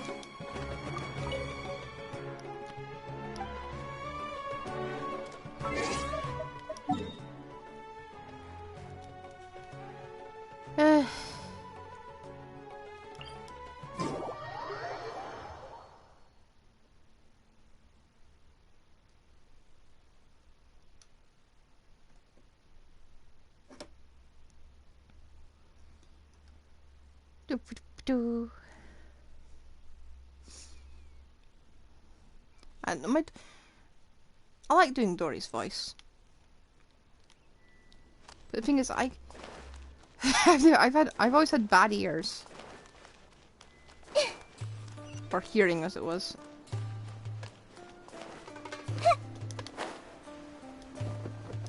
Hello?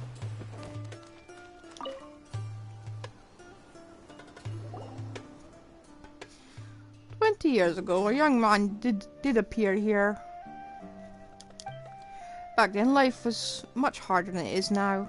Poverty, disease, ignorance, they tormented us constantly. That young man, cleared from the academia with a bright future, was nevertheless willing to come here and help us.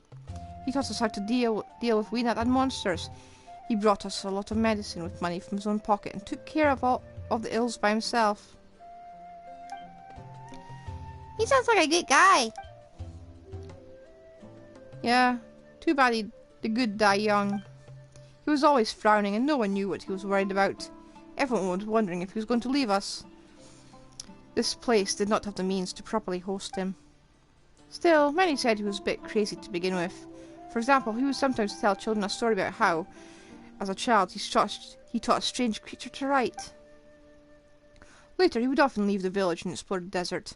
Once I asked him what he was looking for, and he said he wanted to talk to someone from the AR60 group.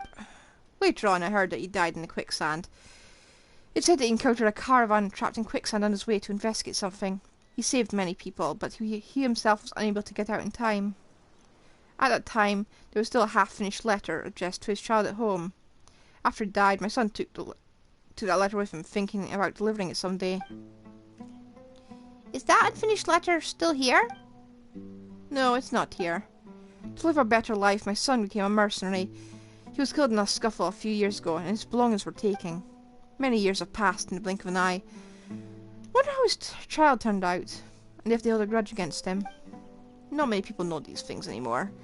I'm getting old. Perhaps I'll forget these things too.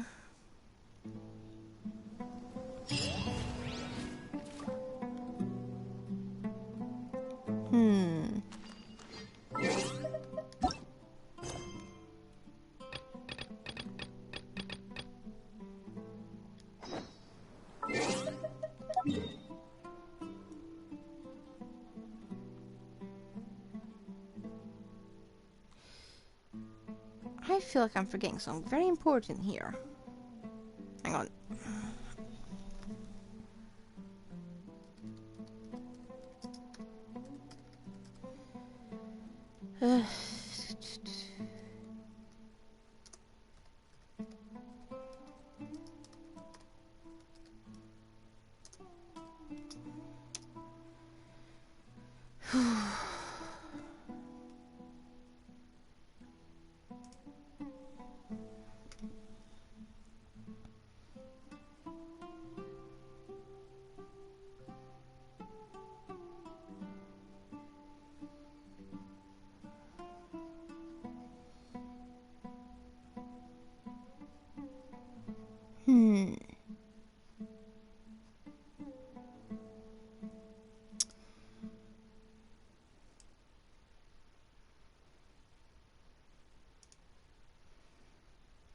Do.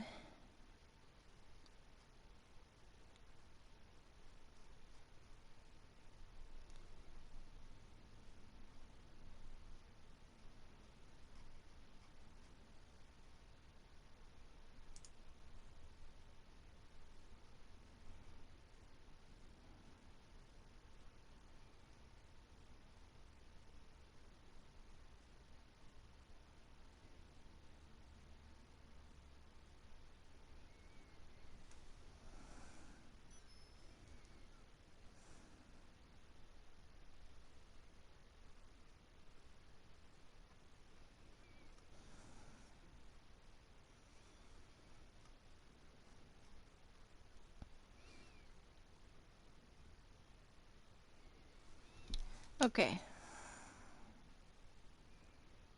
Where am I going?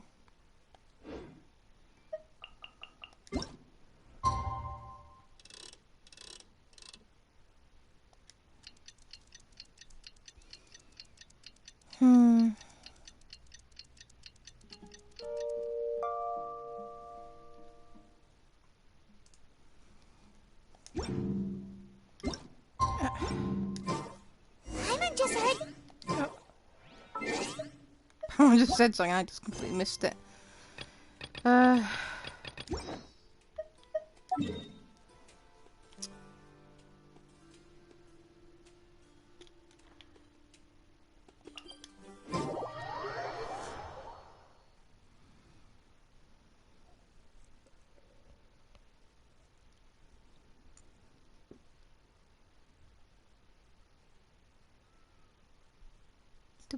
Do.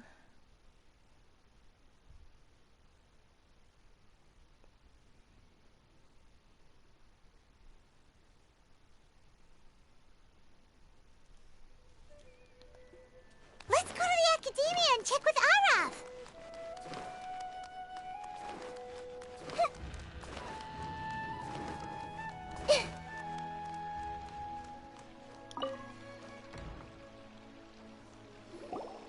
Ah, you're here.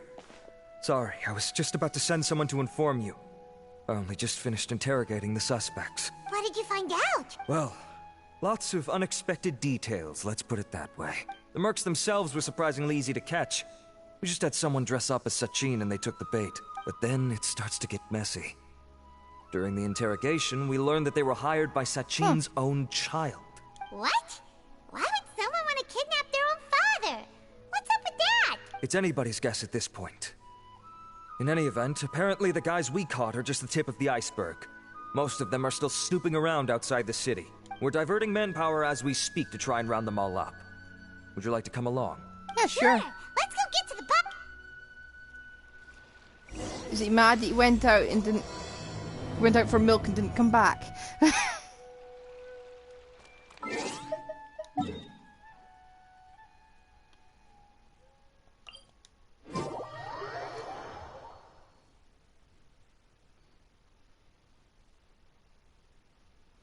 I was wondering when we were going to use this area. I mean, just off it, you've got the start of one of R&R quests, but it's a ruin that should have some sort of significance plot-wise.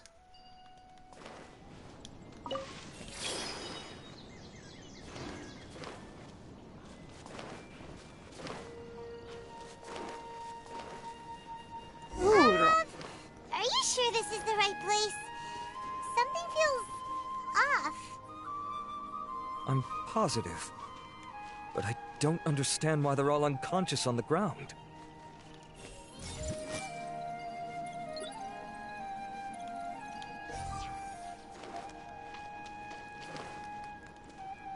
Yeah, usually I just kill them all. Oh, hello.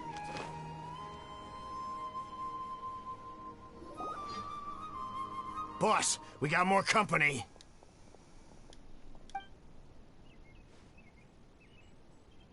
Look, we were just doing what we were paid to do.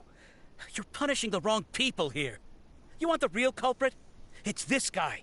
He hired us to kidnap Sachin. What happened? Who beat you all up? Wait, you mean you aren't with them? With who? Who did this? First there was this flying brat.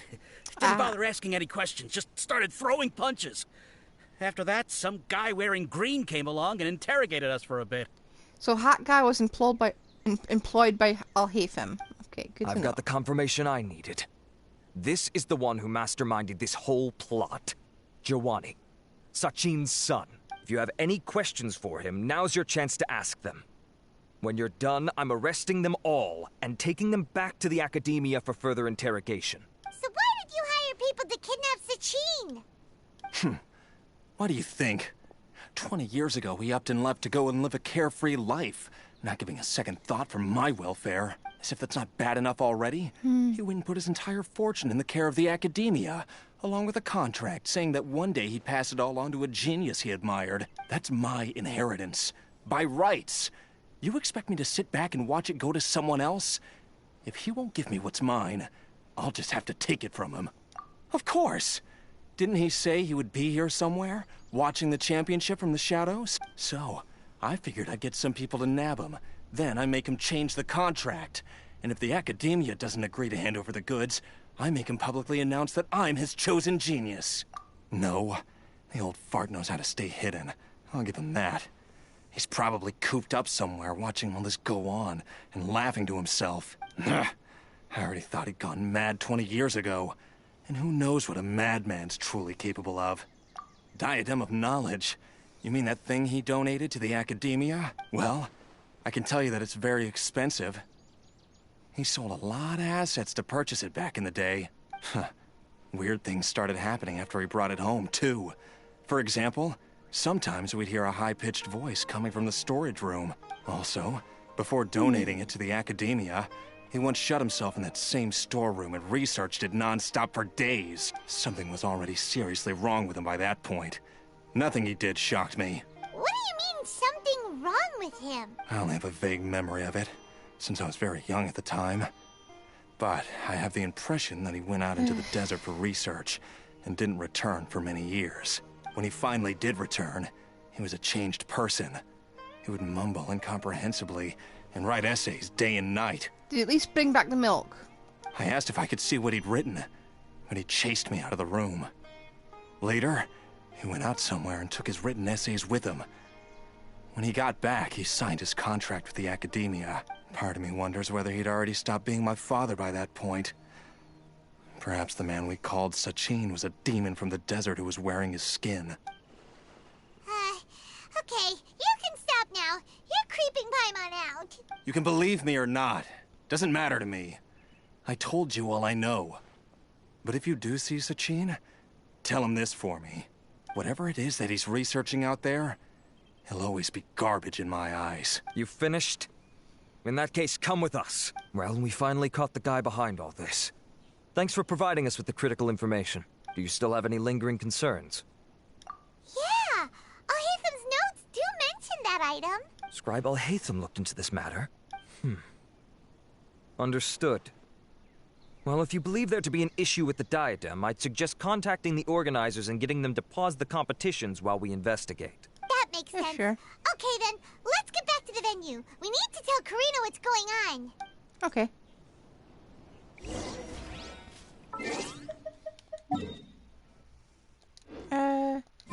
They still here? They just magically zoom behind us. Oh wait, okay.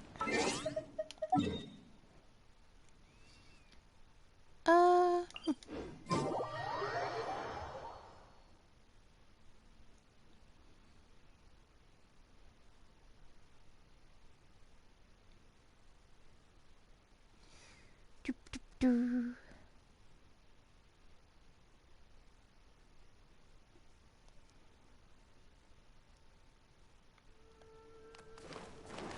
I'm going this way. I want to see the glitch. Can I do the glitch again? No. Okay, no glitch.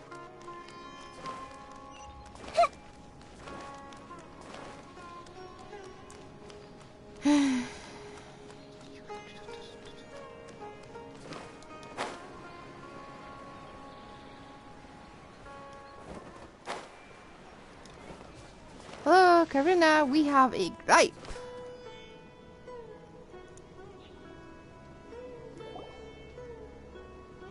Karina! You're finally back. Where have you been? I looked everywhere. We were out capturing some bad guys who wanted to kidnap Sachin. But that's not important right now. We think there might be something wrong with the Diadem of Knowledge, and we'd like to investigate it. The diadem? That seems unlikely. The Diadem of Knowledge has been used in every extravaganza over the last 2 decades, always without incident. Why has this come up now? This is pretty serious. Let me think. Okay, here's the situation. The diadem is currently in Mount Deima Forest. We moved it there before the 3rd round began.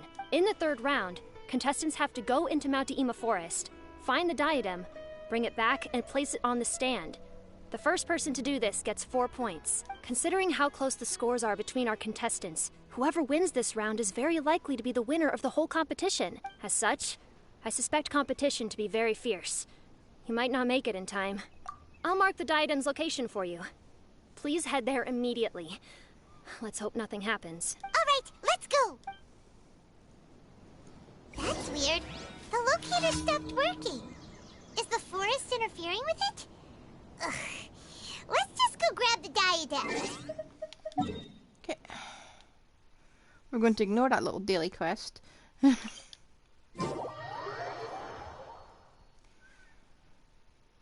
Could understand why this place would be throwing a hissy fit.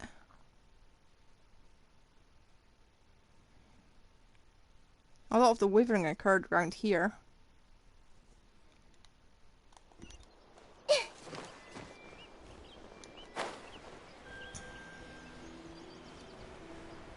So what's the R&R connection though?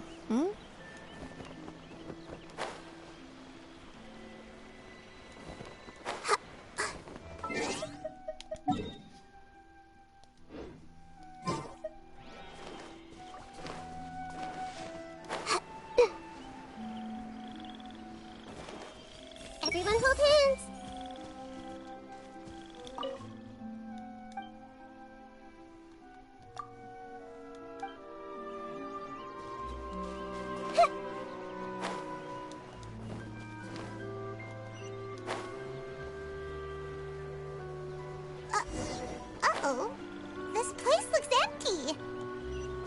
Did someone already take it? Well, we might as well head back and see if anyone's turned it in. Do you reckon we'll get a good cutscene?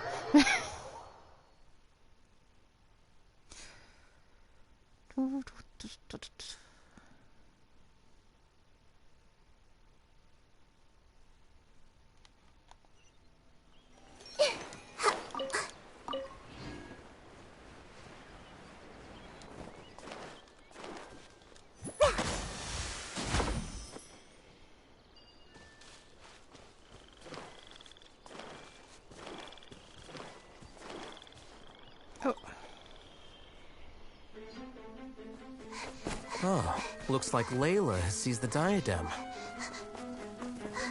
But getting to the goal won't be easy. Uh-oh.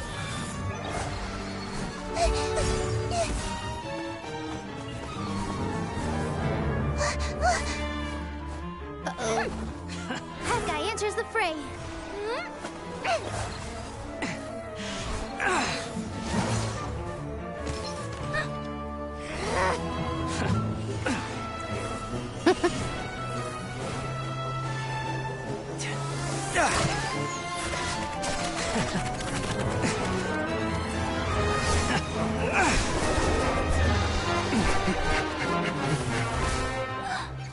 Horizon's device has gone haywire. The competition is heating up. Oh. And here's Kaveh bringing up the rear.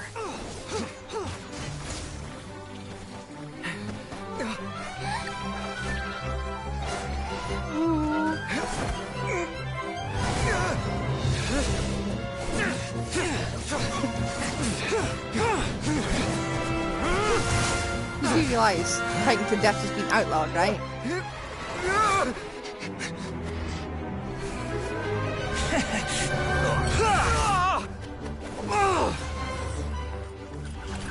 It's Kaveh's toolbox! Throwing the diadem to its owner!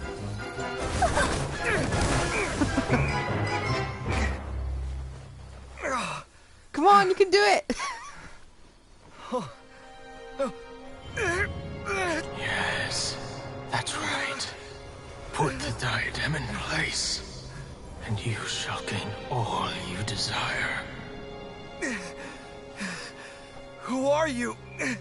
I need you to get out of my head! I am confident that you will not disappoint me. What just happened to me?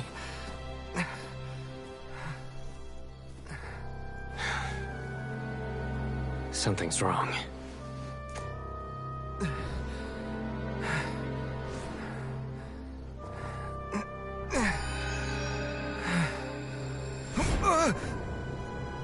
Kaveh?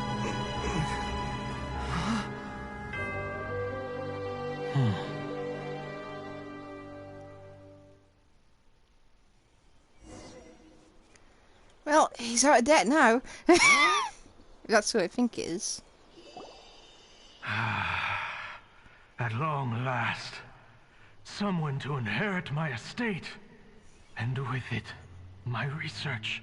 Come, Kaveh. Come to me, my child. How do you know my name? Who are you? I am Sachin. Well, to be precise, I am but a fragment of Sachin's mind. Fate is a curious thing. Seeing you reminds me of another I once met. But you are made of sterner stuff than he. More cognizant of the trials and tribulations of this world. It is you who are worthy to inherit all that I once owned. We meet for the first time, children. But what I mean to say now is of utmost importance. So please, pay attention and bear witness. You have all performed outstandingly in this International Championship. The Academia has many rare talents among its ranks, and you are the creme of the creme. But if I were to choose a successor, I would choose you, Kaveh. Not only because you were victorious, but also due to our similarities in character. Me? Similar to you? Why, yes. Both of us have the misfortune to be idealists, and that is the source of our misery. 28 years ago, I came to the desert and lived there for 8 full years. What do you think I saw there? Alas, endless strife and slaughter, conflict over water sources, robbing of merchant caravans, exploitation of the people relentlessly, day after day. Beyond the wall of Samiel lay a completely different world from the one I knew. The things I witnessed there tormented me greatly. I wished desperately to find a way to save them. So, did you find a way? As a Vahumana scholar, I tried to use Vahumana knowledge to find the answer. I researched history and anthropology, performed countless experiments on human nature, and even sought out the scholars living deep in the desert who called themselves the Lost Darshan. But in the end, I found that the answer I sought simply did not exist. It was not possible to simply assign blame for these transgressions to any one party, for the sins are carved into humanity's very nature. Our nature begets conflict, and conflict begets destruction. This is the inexorable truth. The aim of my research was to draw lessons from history. But what I discovered was that history offers no such guidance. Things can only ever go from bad to worse. After this realization, I could no longer see the meaning in anything that I had ever learned. Consumed by an overwhelming sense of emptiness, I could no longer bear to face life. And so, I decided to bring my life to an end. But before I went through with it, a strange twist of fate led me to come into the possession of this diadem, which has the ability to preserve part of one's consciousness. Into it, I placed my experiences before requesting that the academia manage my estate. As I thought, the contract you signed with the academia was in essence your will. But if you'd given up hope on this world, why did you feel the need to do this? I mentioned that I had performed a great many experiments concerning human nature. You may regard this as the very last experiment of them all. The academia has no shortage of genius talents, nurturing the brightest minds of every generation. And so, with a handsome reward to draw out the worthiest of individuals, my hope was that one day I would find one who could untangle the mystery of human nature once and for all, and help to move the world onto a better path. I see. So you desired a successor who was not only a genius, but who also understood the suffering of ordinary people. Such a person would have a clearer understanding of humanity, society, and the world. Huh? But did you ever consider that wealth numbs the human heart to the pain in the world? Even an idealist may be incapable of following through on your wishes after inheriting your wealth. You are highly intelligent. Yet you are not the sort of person who would understand my line of thinking. To me, this is also part of the experiment. Part of my investigation into human nature. Whether my successor suffers as a consequence of my research, or succumbs to an indulgence in pleasure-seeking, my research will have progressed. I grieve the fundamental sickness of the world. I regret the unbearable weight of its history. And I lament the research that I failed to complete. And this, Kaveh, my dear child, is why you will be of great utility to me. You're absolutely certain that you want to give me everything you owned? For me to do with as I please? I have faith in what I see in you. Now wear the diadem, Kaveh, and complete the journey that I could not. Don't think this is a good idea, Kaveh.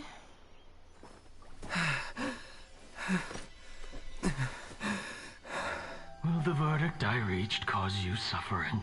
Or will this newfound wealth numb your heart? I look forward to your answer. All of my research materials are being stored at our... Huh? I've heard enough!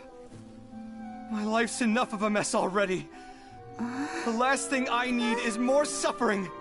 Keep your Mora. I don't need it. Didn't you say that you saw a lot of people in pain? Well, if that's the case, then your wealth can go to them.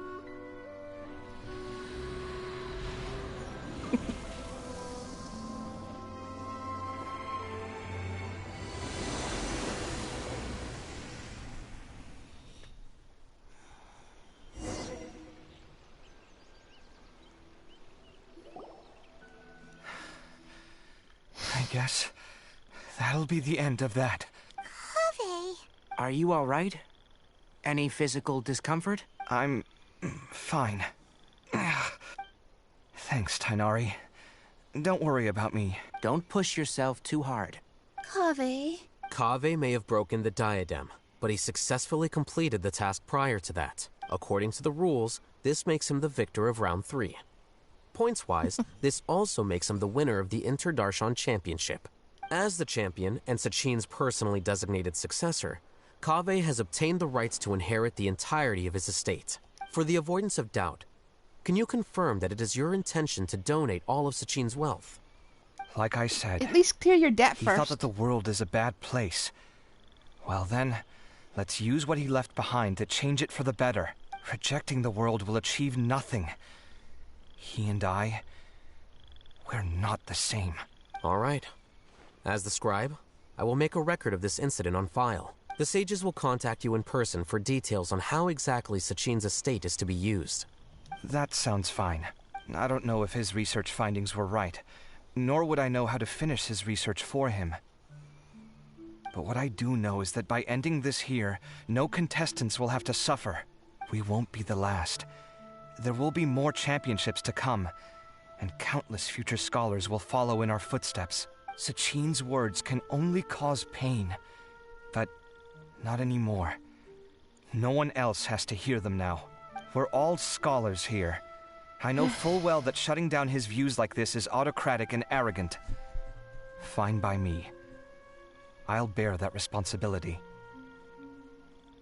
It's the least I can do. And, well, it's the only thing I can do. Well said. What you've expressed is a sense of justice and idealism that many aspire to, but few dare follow through with. I say this despite the fact that, in my view, it's quite ridiculous. You have long been aware of what your flaws are, but your pride alone prevents you from admitting it. Nevertheless, your perspective is well suited to appearing in a victory speech. Contestant Kaveh, on behalf of the organizing committee, it is my honor to congratulate you on your victory. What? Please. I don't need your insincere praise. Anyway, this isn't the time or place for debates. Keep your commentary focused on the competition, not my views. Congratulations, Kaveh. Also, you'll need to prepare for the award ceremony. Looks like the ceremony will be held at the main venue. Let's head over and check it out. I really want to pull for him now. Hang on. Convenient mushroom. Yoink. More convenient mushrooms.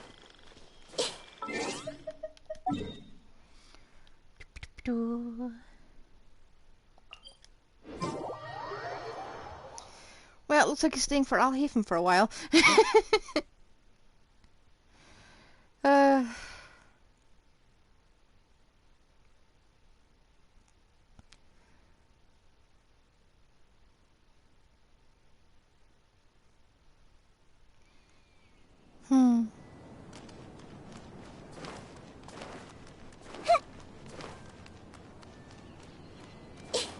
Okay.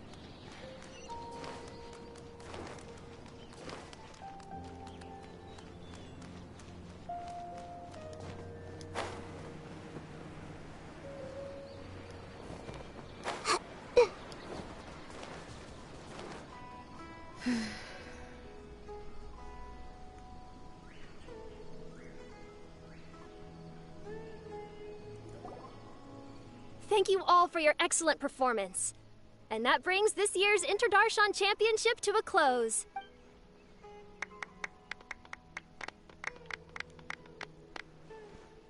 Finally, it gives me great pleasure to invite our champion, Kaveh, to the stage to receive his award. Typically at this point, we would crown our champion with the diadem as well as presenting them with their award. However, we have just received word that Kaveh has inherited Sachin's estate and made the decision to donate it all to charitable causes. Sachin's estate is getting donated? So much, Mora. And he gave it all up? Kaveh's generosity will give many struggling families the chance to change their lives for the better.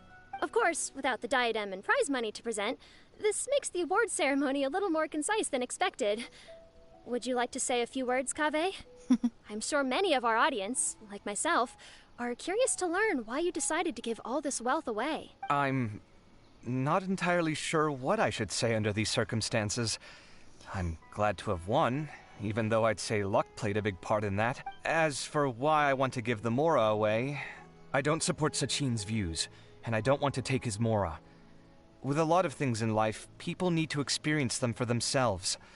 It shouldn't be up to one person to make a judgment on. Not him, and not me either. Anyway, this isn't really the time and place for such weighty and complicated topics. So... Oh, Kaveh, just one moment. While this is a short and sweet award ceremony, we do still have a prize to present you with. Please take this limited edition Genius Invocation TCG card. Additionally, your champion status will be logged in your record. This means that the Sages will give priority consideration to any future project proposals you submit. All right, I'll take the card.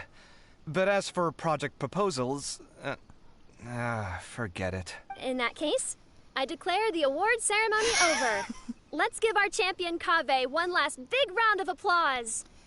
Do you think Sino's going to pay him enough to get him out of Alhaven's house for that card?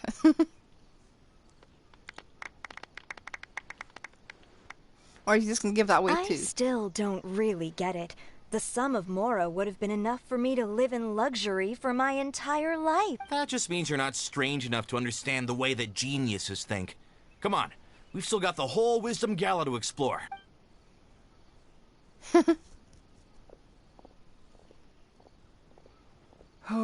Glad that's over. I think I'm quite good at giving speeches, but this one was just so tiring. Do you mean that you're still exhausted from the competition? Honestly, you don't look happy at all, but whatever else happened, you're the champion, you know? Don't you think you should be proud of that? I suppose. Oh, wait. Sino said he wanted the card, didn't he? And now I have it, right here. So you're gonna give it to him? But if it's a rare one, you should be able to make a tidy sum of more off it. Why would I do that? It's of no use to me whatsoever. I may as well just give it to him. Could you pass it on to him for me when you next... Whoa! This is a super big deal. You should do it yourself. Come on, let's go find Sino. Huh? To make a mattress But I was gonna rest for a while longer. Hey, stop pulling my hair!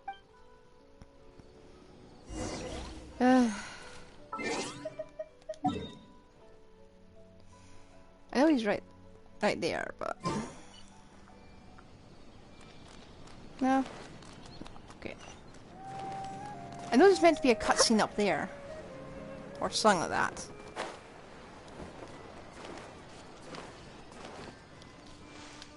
Hey! Sino! What you looking at, Sino? Disappointment. I'm still thinking about the Sachin issue. What brings you here? Well, they gave me this limited edition Genius Invocation card, and I figured you'd have more use for it than I. But it's a limited edition. Are you sure you want to give it to me? What else would I do with it? I have no use for it. But it's limited edition. Kaveh, are you in trouble? You don't have to do all this. Just tell me what's wrong, and I will help. Oh, that's not what I meant at all. Yes, I have all sorts of problems, but that has absolutely nothing to do with this card. I'll figure my own issues out by myself. I think your problem is your pride and not asking people for help. All right. In that case, I accept your generosity. But now that I realize that you have no concept of its value, I cannot simply take it from you. How about this? I shall buy it from you at a fair price. Namely, the price that the previous limited edition card sold for. Oh, come on. It's just one card. How much could it really be worth? 1 million more at the very least. Whoa! How much? 1 million more? If you feel that's too low, I can go a little higher. 1 million more for a card? But you already have a whole bunch of these, shiny ones, don't you? I saw your deck last time we played. Not every card is this valuable, and some cards are exquisitely designed, but not rare. Huh. Well, I guess they must pay you plenty to be General Mahamatra if you're splashing out on things like this. But really, it's fine. Don't feel bad. I save a lot. I can spare the Mora for this card. You don't spend all your savings on your hobbies, do you? You should watch that, Sounds like you're speaking from personal experience.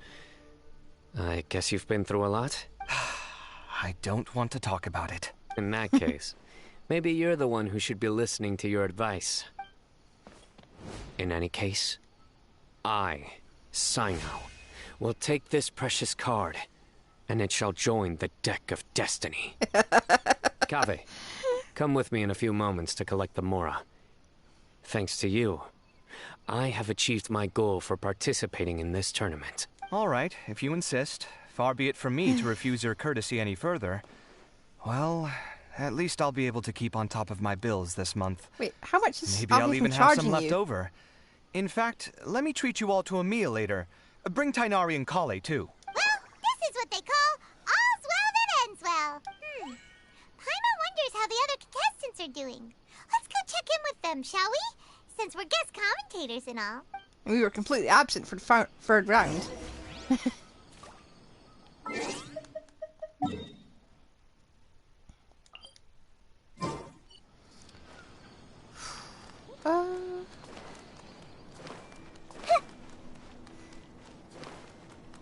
Dang it.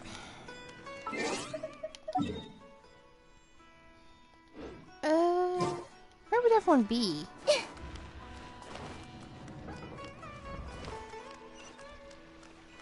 I think they're underground in a restaurant probably. Ugh.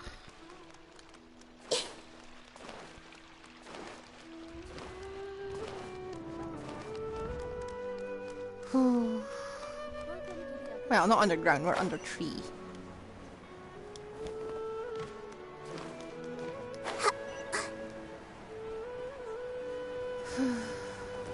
Not in Alhaitham's house.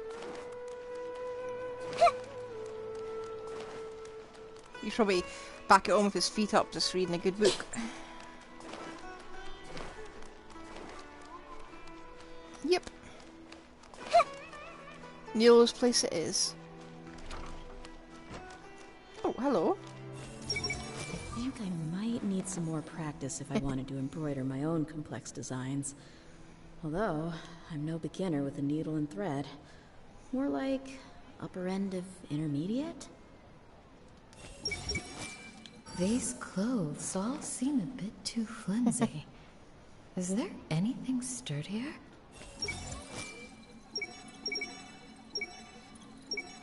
The classics are the best. Period. Come on. Too far away. I think I might need some more practice if I wanted to embroider my own complex designs. I just want to get Neil, come on. Although, I'm no beginner with a needle and thread. More like upper end of intermediate? These clothes all seem a bit too flimsy. Never mind. Is there anything... I'm telling you, you can't go wrong taking advice from me on what to wear. Back in the day. Really? Well, then, sure, Madame Farzan. Yeah, back in the day. Maybe you could pick out a few fashionable outfits for us. Farzan! Nilu! Even Dia and Candace are here! What are you all up to? Candace and I bumped into these two while we were strolling through the streets. Madame Farzan here's pretty friendly. When she heard that we were buying clothes, she decided to give us some help. I don't really see anything I'm familiar with. Never mind. We can purchase some textiles and make the clothes ourselves. Let's go with the plain fabric as our base. Oh, wait a sec. You sure that's the latest style? That sounds a lot like what the older folks back home would wear. Don't worry. This style is a timeless classic. No thanks. This is actually sounding pretty weird. Wait. Madame Farzan's right. That style is a classic, and used to be mainstream fashion. But these days, there's some other options too.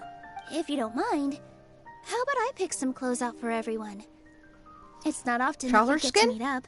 Especially since Candace rarely makes it to Sumeru City. Traveler skin. Also, I know a few places where I can get a great bargain. Sure.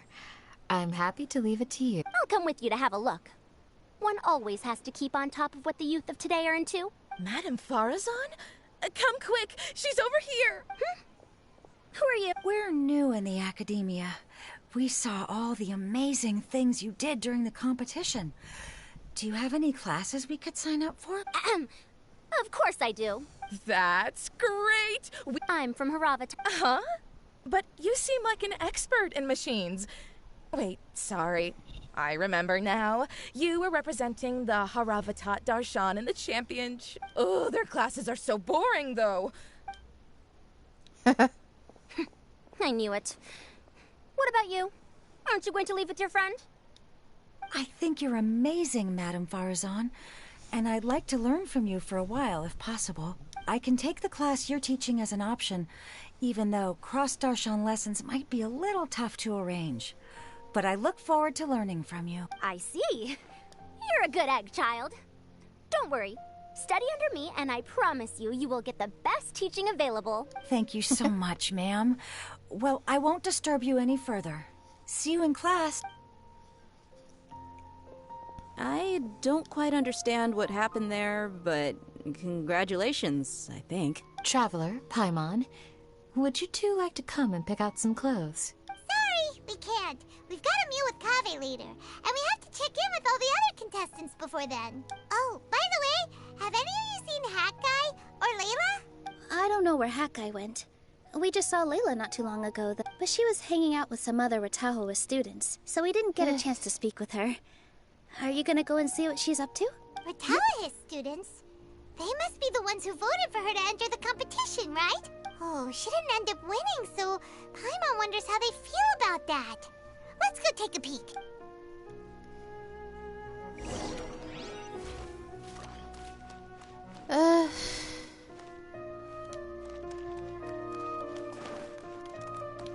Can't dodge me this time. Hey.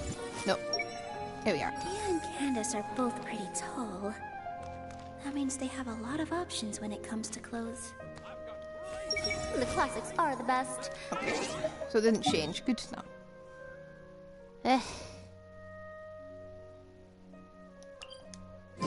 I'm gonna teleport up here.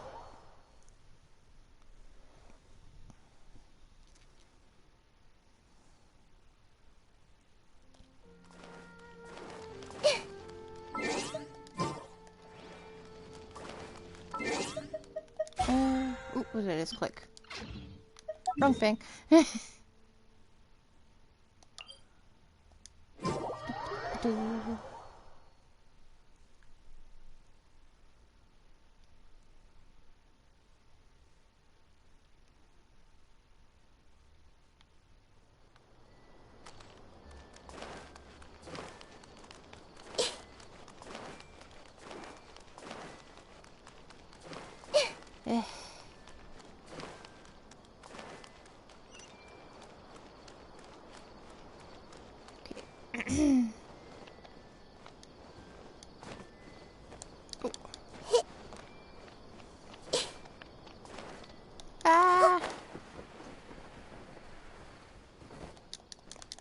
Oh, come on, you grew up here. Why are you falling all over the place? Come on.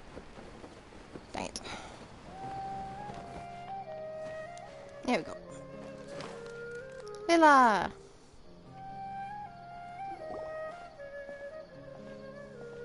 I'm sorry, everyone. Oh, stop it. If you're going to beat yourself up after doing as well as you did, how bad does that make us look, huh?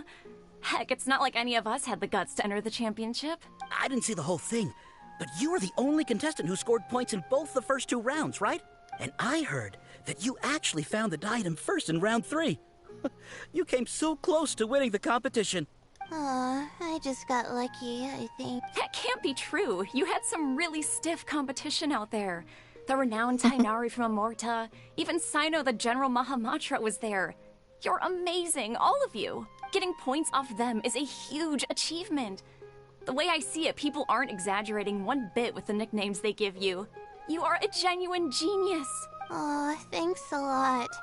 But I really don't think I... Ah, come on, don't be so hard on yourself. We've decided we're taking you out to celebrate, and that's final. Let's go. Cheer up, Layla. The rest of today's all about you. Looks like things are going well for Layla. This is great. We haven't seen Hat Guy since the end of the competition. Oh well, it's almost mealtime. We'd better go meet up with Kaveh and Sino now. Okay. Layla. I can't believe... Finally.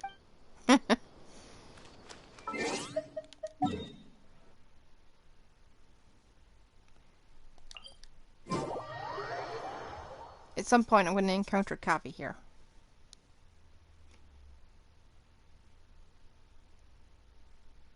If not, it's just a short run anyway.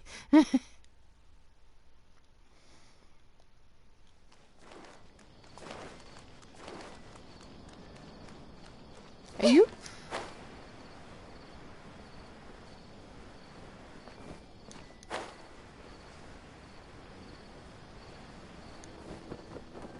Huh.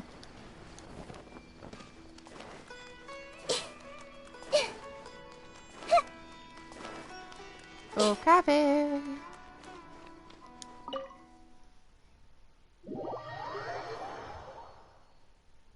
He's going to join my team soonish.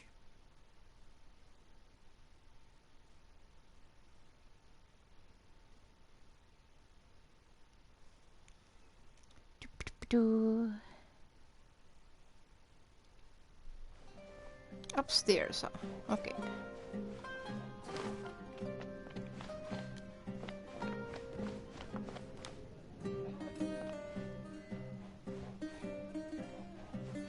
Oh.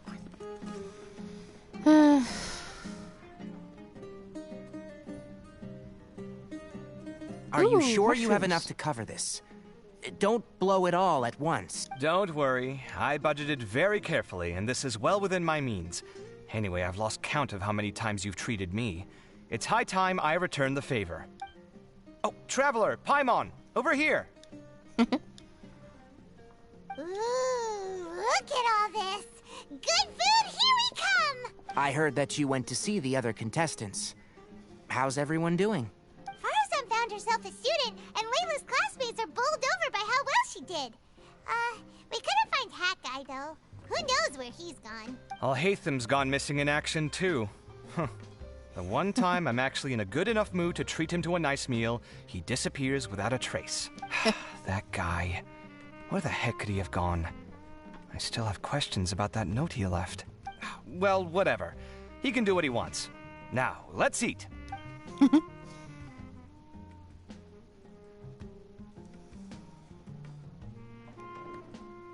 You shocked me a little when you hurled the diadem to the ground.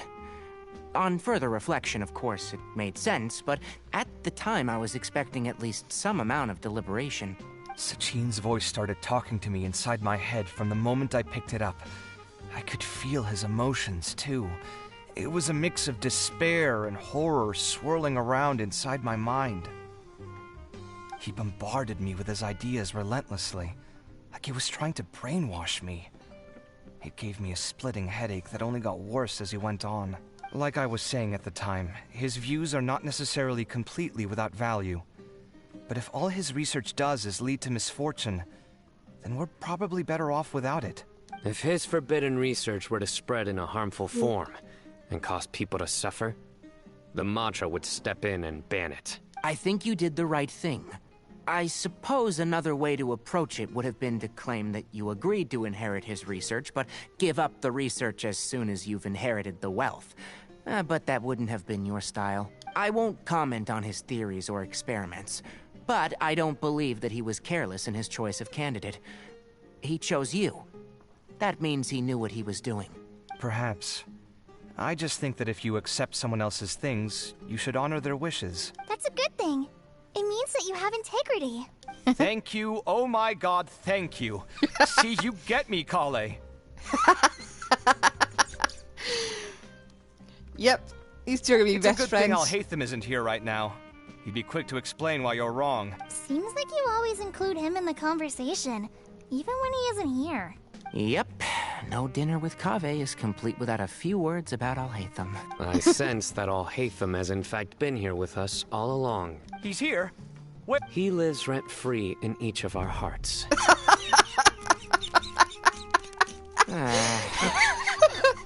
Okay, that was a good one. Come on.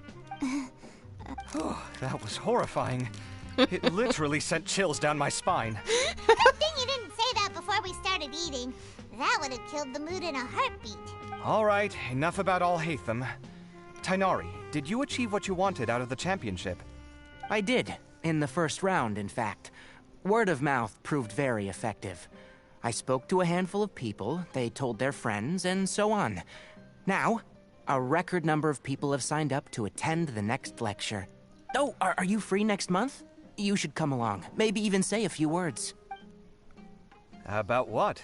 I don't know the first thing about anything Amorta related. Just play to your strengths.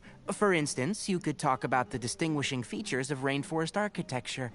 Or ask everyone not to chop down too many trees the next time they're building a house.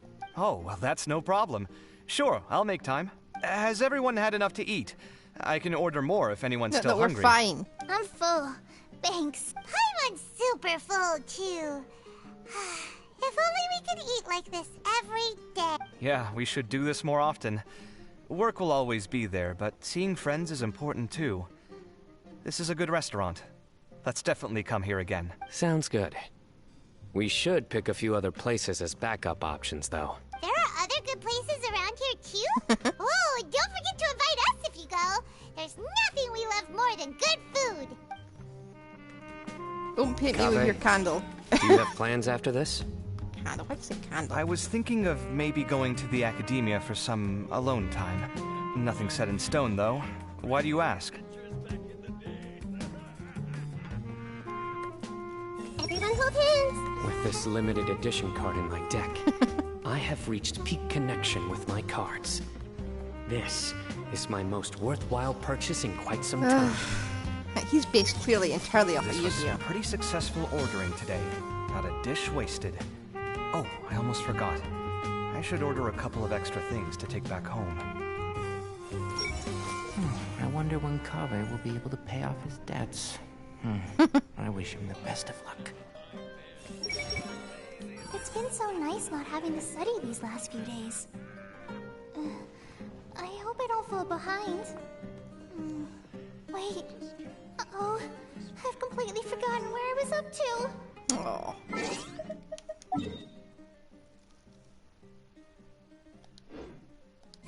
Okay, I'm gonna leave the tavern.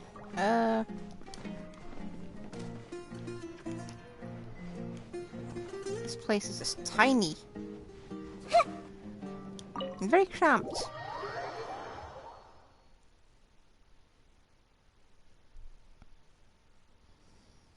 Don't worry, Kaveh. We will help you work off your debt, okay? Join our adventure team.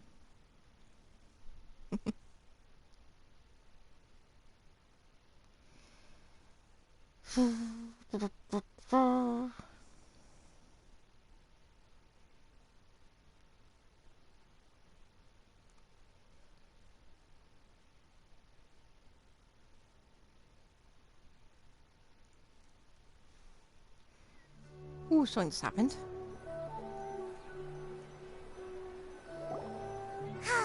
Well, it looks like this Inter-Darshan Championship's a wrap. All that stuff with Sachin and the diadem got sorted too. Have you still got anything else on your mind? Oh, right.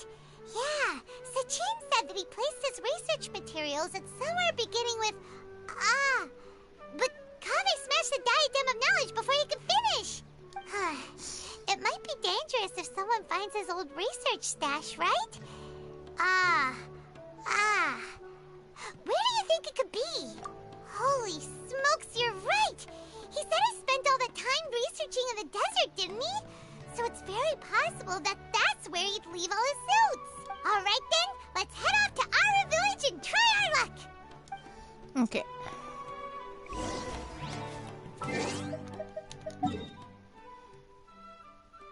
Now, I'm gonna teleport here again. I don't think Kaveh's there yet.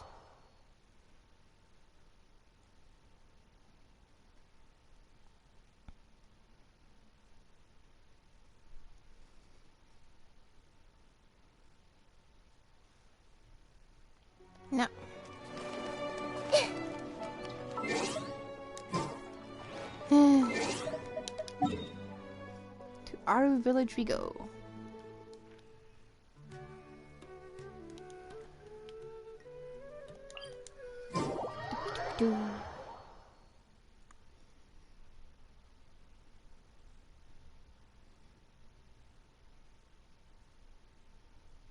But wasn't it stolen?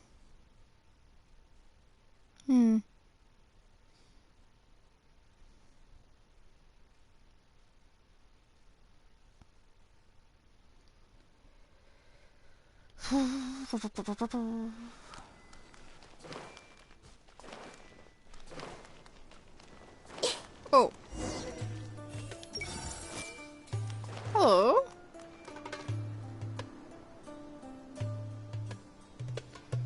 Someone had the same thought we did.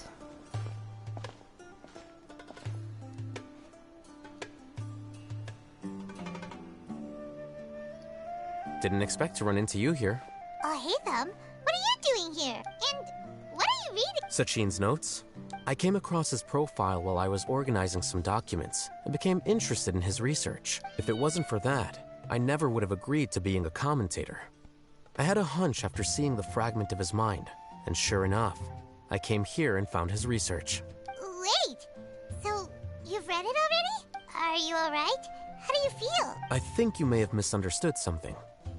The reason Sachin chose that architect to inherit his research was that only he could really empathize with both the calamity and the humanity that these notes seek to convey. Only one who resonates with these sentiments would suffer and begin to think of history as bleak, the present as perplexing, and the future as pessimistic.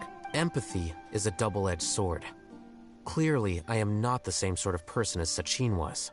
Empaths have many friends, and their wide social circle comes with certain societal advantages. But this also makes it hard for them to achieve their goals. Why is that? All important things in life involve other people. As such, it's extremely difficult to live a life that causes no harm whatsoever to others. If you really want to achieve your goals, you have to be prepared to make enemies along the way. Not everyone can deal with that reality, and that reality is like the material here. Objective, heavy, negative. But, at the end of the day, for all these experiment results and conclusions, it's just one person's perspective. Sachin's. Yeah, need a wider target base than that. So, what are your thoughts now that you've read it? As a scholar, Sachin was without a doubt a genius. And he needed therapy. He laid the blame for the darkness in the world squarely on humanity, experimented extensively with reliable results, and drew logical conclusions. In that sense, one might say his views were correct. So, people are bad? And things can only ever get worse? All of that's true? That is not a question for me to answer. Someone else will arrive shortly. You can ask them instead. All I will say is that the world is not built on correctness alone. Sometimes, being correct means nothing at all. Lofty ideals may provide no defense at all against nihilism, but perhaps little decisions can. By their own choice, the idealist seeks to bring happiness to all while denying themselves the same. Thus, they shall never reach even the borders of truth until they wipe away the ignorance that blinds them. I've never been able to agree with certain philosophies. Even Sachin himself struggled to comprehend the notion of sacrificing oneself for the greater good. But sadly, all viewpoints will find their supporters, and the way we see the world largely decides our fates. All right then, I got what I came for. These research materials are yours to look after. I'll be off. Wait, so you came here just to read this stuff? You missed out on a big get-together, you know. Get-together? Ah, yes, that makes sense. This is a good opportunity for that sort of thing.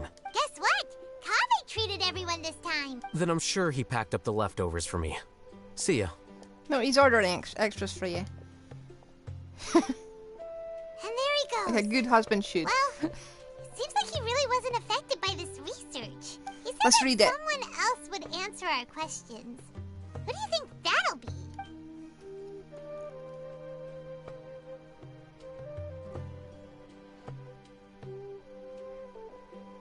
Oh, hello. I was wondering when you two would turn up. You're already here.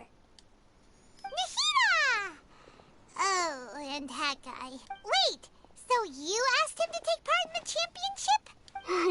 Yes, it was me. Are you surprised? Did you know that there was something wrong with the diadem from the start? And if so, why didn't you switch it out for another one? Because Sachin's research is not mistaken. He spent his entire life researching this topic, and these materials are a result of that. These are the crystallization of his wisdom. Yes, I was worried that the material might cause some disruption, but I didn't want to wipe away all his hard work searching for the truth. So instead, I had Hat Guy here help me keep an eye on things. Seriously? I think you can stop calling me that now. You've got a perfectly serviceable name as well. Don't you like it? It's Nanashi. Well, anyway. It means no name. If Chin's chosen Japanese. successor hadn't been able to handle Or his Inazuma. research, or if it had brought pain to more people, he would have intervened at a suitable moment. And after all that, the person Sachin chose turned his nose up at his life's work. Pretty hilarious. I was also hoping that this could be an opportunity for you to learn how to interact with people normally. But it looks like that didn't work out. That wasn't necessary. I'm still paying you back for your help. And the last thing I need is more reasons to be indebted to you. Maida, what did you mean by Sachin's research is not mistaken? Does that mean that you look who's approve walking of up. his research? Hello? Hello, Kit Kat. Ah, yeah, ha, ha, ha, ha. Put it this way instead. Truth to me is like a shroom boar. Some people only see the mushroom on the shroom boar's back, and they conclude that a shroom boar is a mushroom. Oh. Come on, Cat. Others see only the shroom boar's body, and they declare that a shroom boar is a boar. Still others look deeper inside and determine that a shroom boar is meat. These conclusions are all correct in their own way, but none of them objectively describe the shroom boar. Paimon kinda gets it, but also not really. The world is the same way. No one, not even I included, can understand it in its entirety. All of us are somewhere on the path toward truth. Within the confines of our limited knowledge, some may blindly believe in the beauty of this world, and others may focus only on its evils. In truth, the most important thing isn't what state the world is in now, but what people hope it will become. Ultimately, my duty as the God of Wisdom is to guide every form of wisdom to a place where it can find its purpose. That was a long speech. So what are you actually going to do with these research materials? Hand over to Mama. Because Kaveh, as the successor of this research, does not wish to see these ideas disseminated, I will seal it up. But even though Sachin's research could be considered negative wisdom, it is still a building block of the truth. If someone wishes to follow in his footsteps in the future, I will not stop them. I also look forward to the day that a member of the Vahumana Darshan can not only comprehend his theories, but also find a way out from the despair as well. Vahumana doesn't have that kind of talent. Wait, you're not intending to keep me in Vahumana long term, are you? I don't remember signing up to become a scholar. Don't you think I'm useful enough to you as a prisoner? Oh boy, here we go again. You think so? Well, to that, I would say that in Sumeru, even prisoners have a right to an education. I hope that your studies in Vahumana will help you deal with your own fate, and learn how best to settle old debts from your past. I will review your final thesis myself. I'm expecting great things from you, Mr. Hat Guy.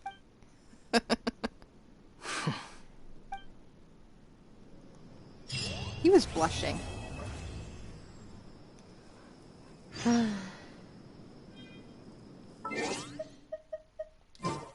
do wish we could have read research ourselves.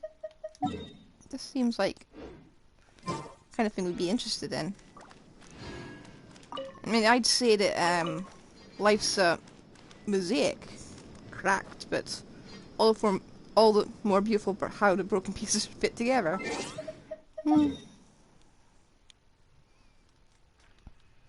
Who really wants a blank canvas? That just sounds awfully boring, doesn't it? Even if it was a painting, it'd just be a bit boring after a while, wouldn't it? That's why people get new art all the time. It'll still be appreciated, but it'll be overtaken eventually.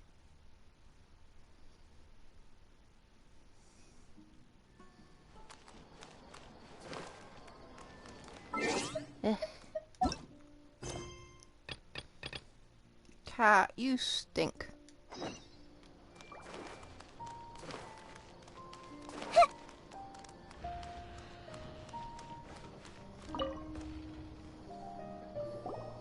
20 years ago, the Academia had just received Sachin's estate. To celebrate the huge investment, the Academia extravaganza that year was grander than usual. I was very young then, and I remember seeing posters for the Inter-Darshan Championship all over the city. I couldn't help but mention it to my father. I even told him that I really liked the look of the diadem. It was so unique. So he said, "Why don't I win it, so I can let you play with it for a few days?" That made me very happy, and I nodded enthusiastically. But to my surprise, he didn't win. And when he got back home, he seemed extremely depressed. Later, he left home, saying that he wanted to do some investigating in the desert. The quicksand got him not long after that. For many years, I couldn't face up to it at all. If I just kept my mouth shut, maybe none of it would have ever happened.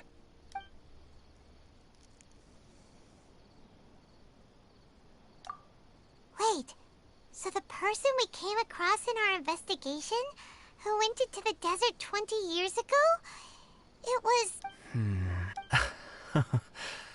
Is that why Sachin thought I looked familiar? I can't believe it. My father was always too kind for his own good.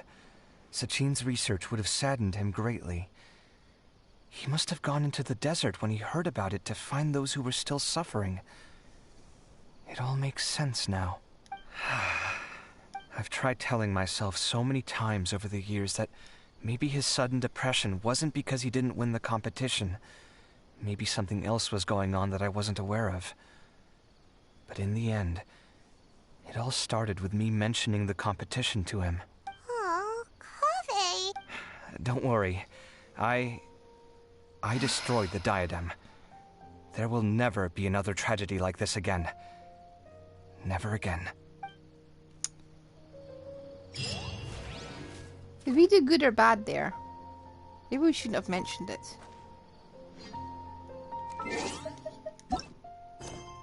I think we're done with that.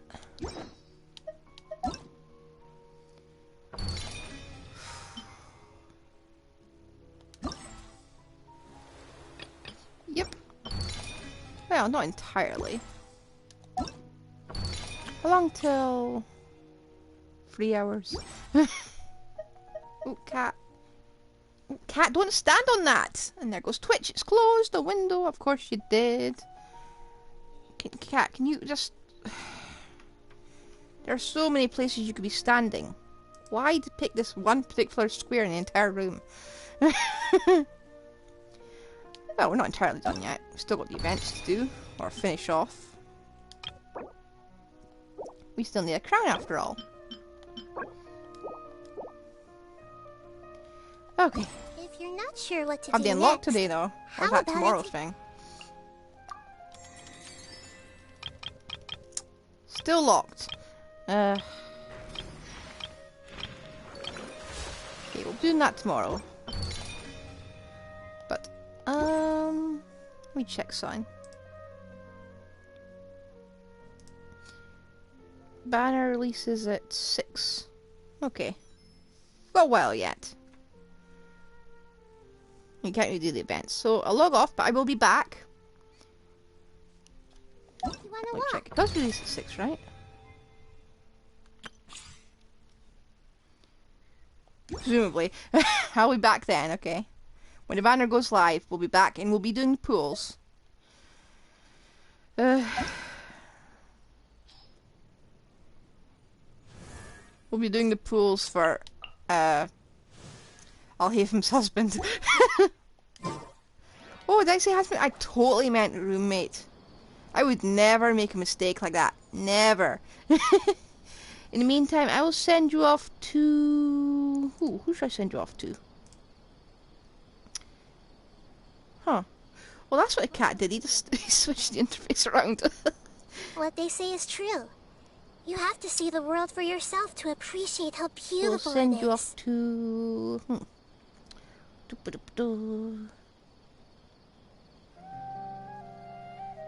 All these traitors playing Honkai Star Rail. Have some mercy for these PS4 players here. You don't have access to Honkai Star Rail. Come on. Come on.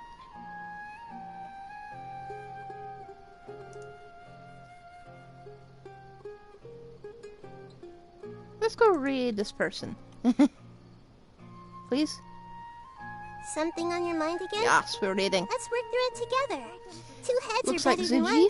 Zajif77 is doing Spiral Abyss, so go say hi. I probably horribly mispronounced that, but I've been stuck in Sumeru for a while, just voicing stuff, so please take mercy on me. Bye! Back later.